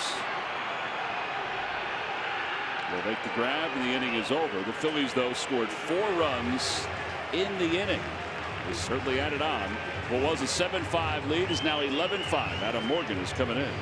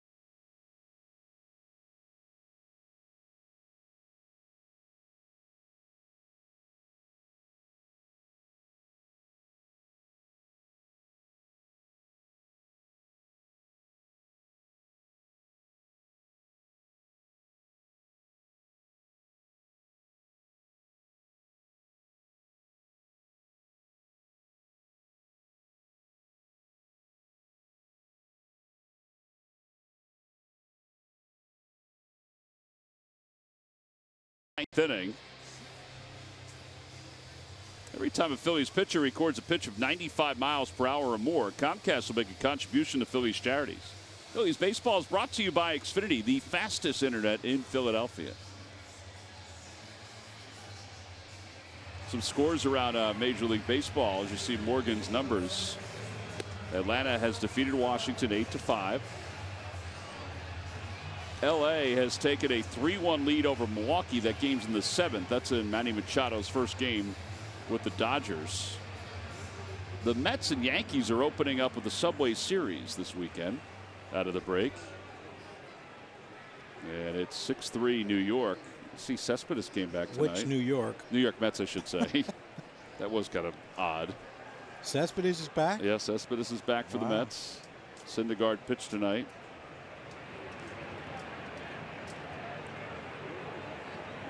As Wahe swings the first pitch from Morgan, and it's 0-1.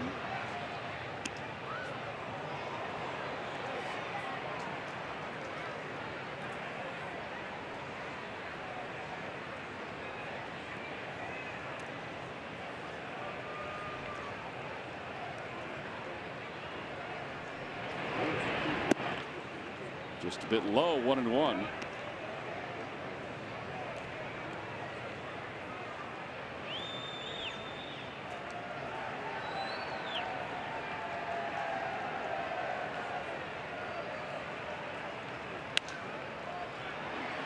Back at third, Maikel Franco.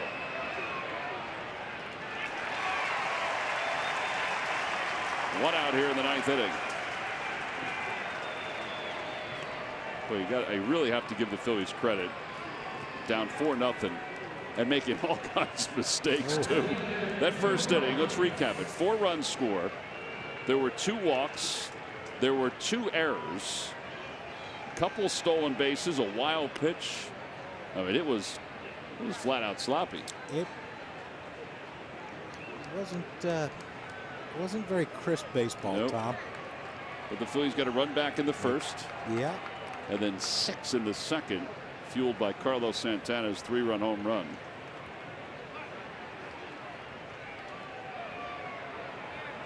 Breaking ball, and it's 0-1 to Will Myers.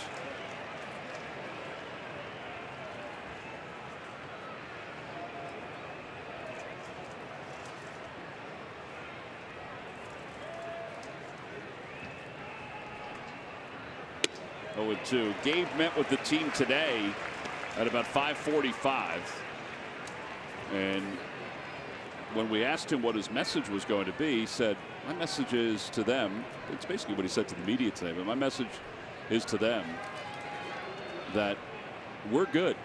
We don't need anything else because of all the Manny Machado talk over the last several days. It's not like they may not make a move. In fact, the Phillies probably will. But he said, I'm going to reiterate the same things I said in spring training. If Rhys Hoskins plays a little bit better, Cesar Hernandez plays a little bit better in the second half, Odubel plays a little bit better in the second half, we're going to go to the postseason. Over to third, Franco, 2 outs.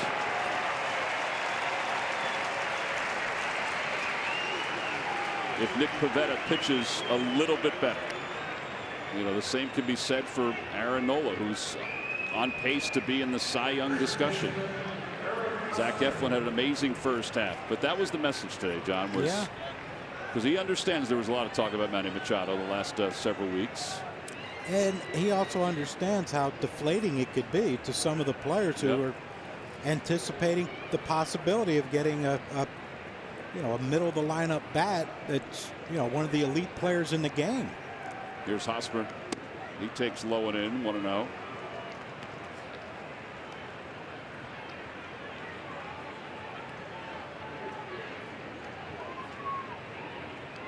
You know, I mean, there's no doubt he could help this team. I mean, that's just one of the biggest understatements you can make. But, you know, he was never a Philly. And that's the message you have to give to these guys. You know, hey, look, you know, just because you hear all these rumors, you know, this is what we are. This is our 25. Let's go get them. Yep.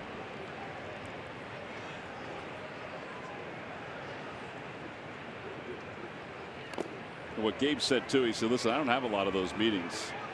So before the break, he talked to guys individually about, you know, what they're doing during the break, what some of his expectations are in the second half.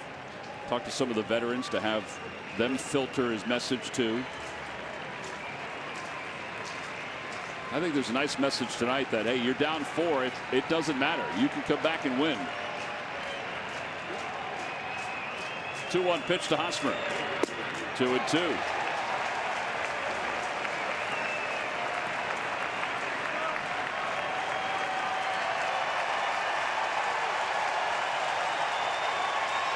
It's a nice noise, isn't it? Yes, sir. 30,000.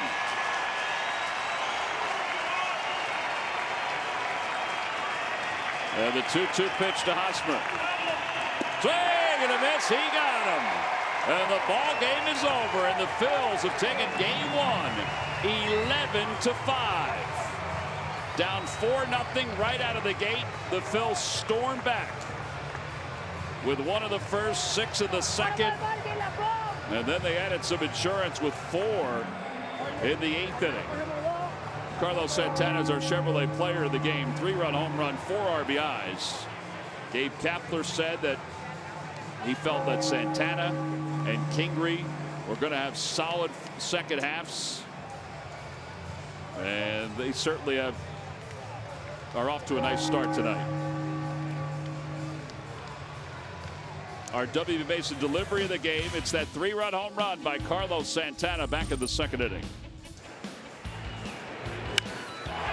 Clayton Richard spotted him to a lead with some shoddy play early in the game, but Carlos Santana with that big 3-run home run right there that gave the Fighting Phils a lead that they never relinquished. And that's our W.B. Mason delivery of the game, and he is down on the field with our Greg Murphy. All right, thank you very much, John. Yeah, here with Carlos Santana. And, you know, we've been talking about this team's ability to bounce back all season. Not a good first inning, but you immediately bounce back and are able to take the lead. How important is it, and what does it say about this team that you guys continue to do that? Important. You know, especially like tonight, they in the first inning, they making 4 wrong, and we come back. We never down, and we're fighting, and we win the game. In a game where Jake Arrieta doesn't have his best stuff, you guys are able to pick him up offensively. That's what good teams do. When your pitcher doesn't have his best stuff, the offense is doing it, and that's what this team's been able to do. I mean, Jake, you know, he's throwing great. He come back, and he's good for him. I mean, he have a lot of trouble in the first inning, but he come back, finish strong, and he win the game tonight. Talk a little bit about getting a chance to just get a little bit of a break. You know, Gabe said it was going to be good for a lot of guys. It would be good for you to take that 4 or 5 days to just get away from baseball. Do you feel like it was good for this team? Yeah. He's good, especially and we're taking 4 or 5 day break, and we come back too strong. He's good. He's great. I feel like with the team, they no loss. The routine, you know, everybody, we have to the same pace, and we play great, you know. It's a long season, and we have to, any game, keep it fighting. All right, well, good way to start the second half. Carlos, thanks for your time. Guys, back upstairs. All right, Murph, we appreciate that. The Phils win it 11-5. Carlos Santana. That's a 3-run home run that gave him 4 RBIs on the night, and he helped the Phils finish it off with Adam Morgan as he gets Hosmer swinging to wrap up the 9th inning. Phils win it convincingly, 11-5. We'll be back right after this.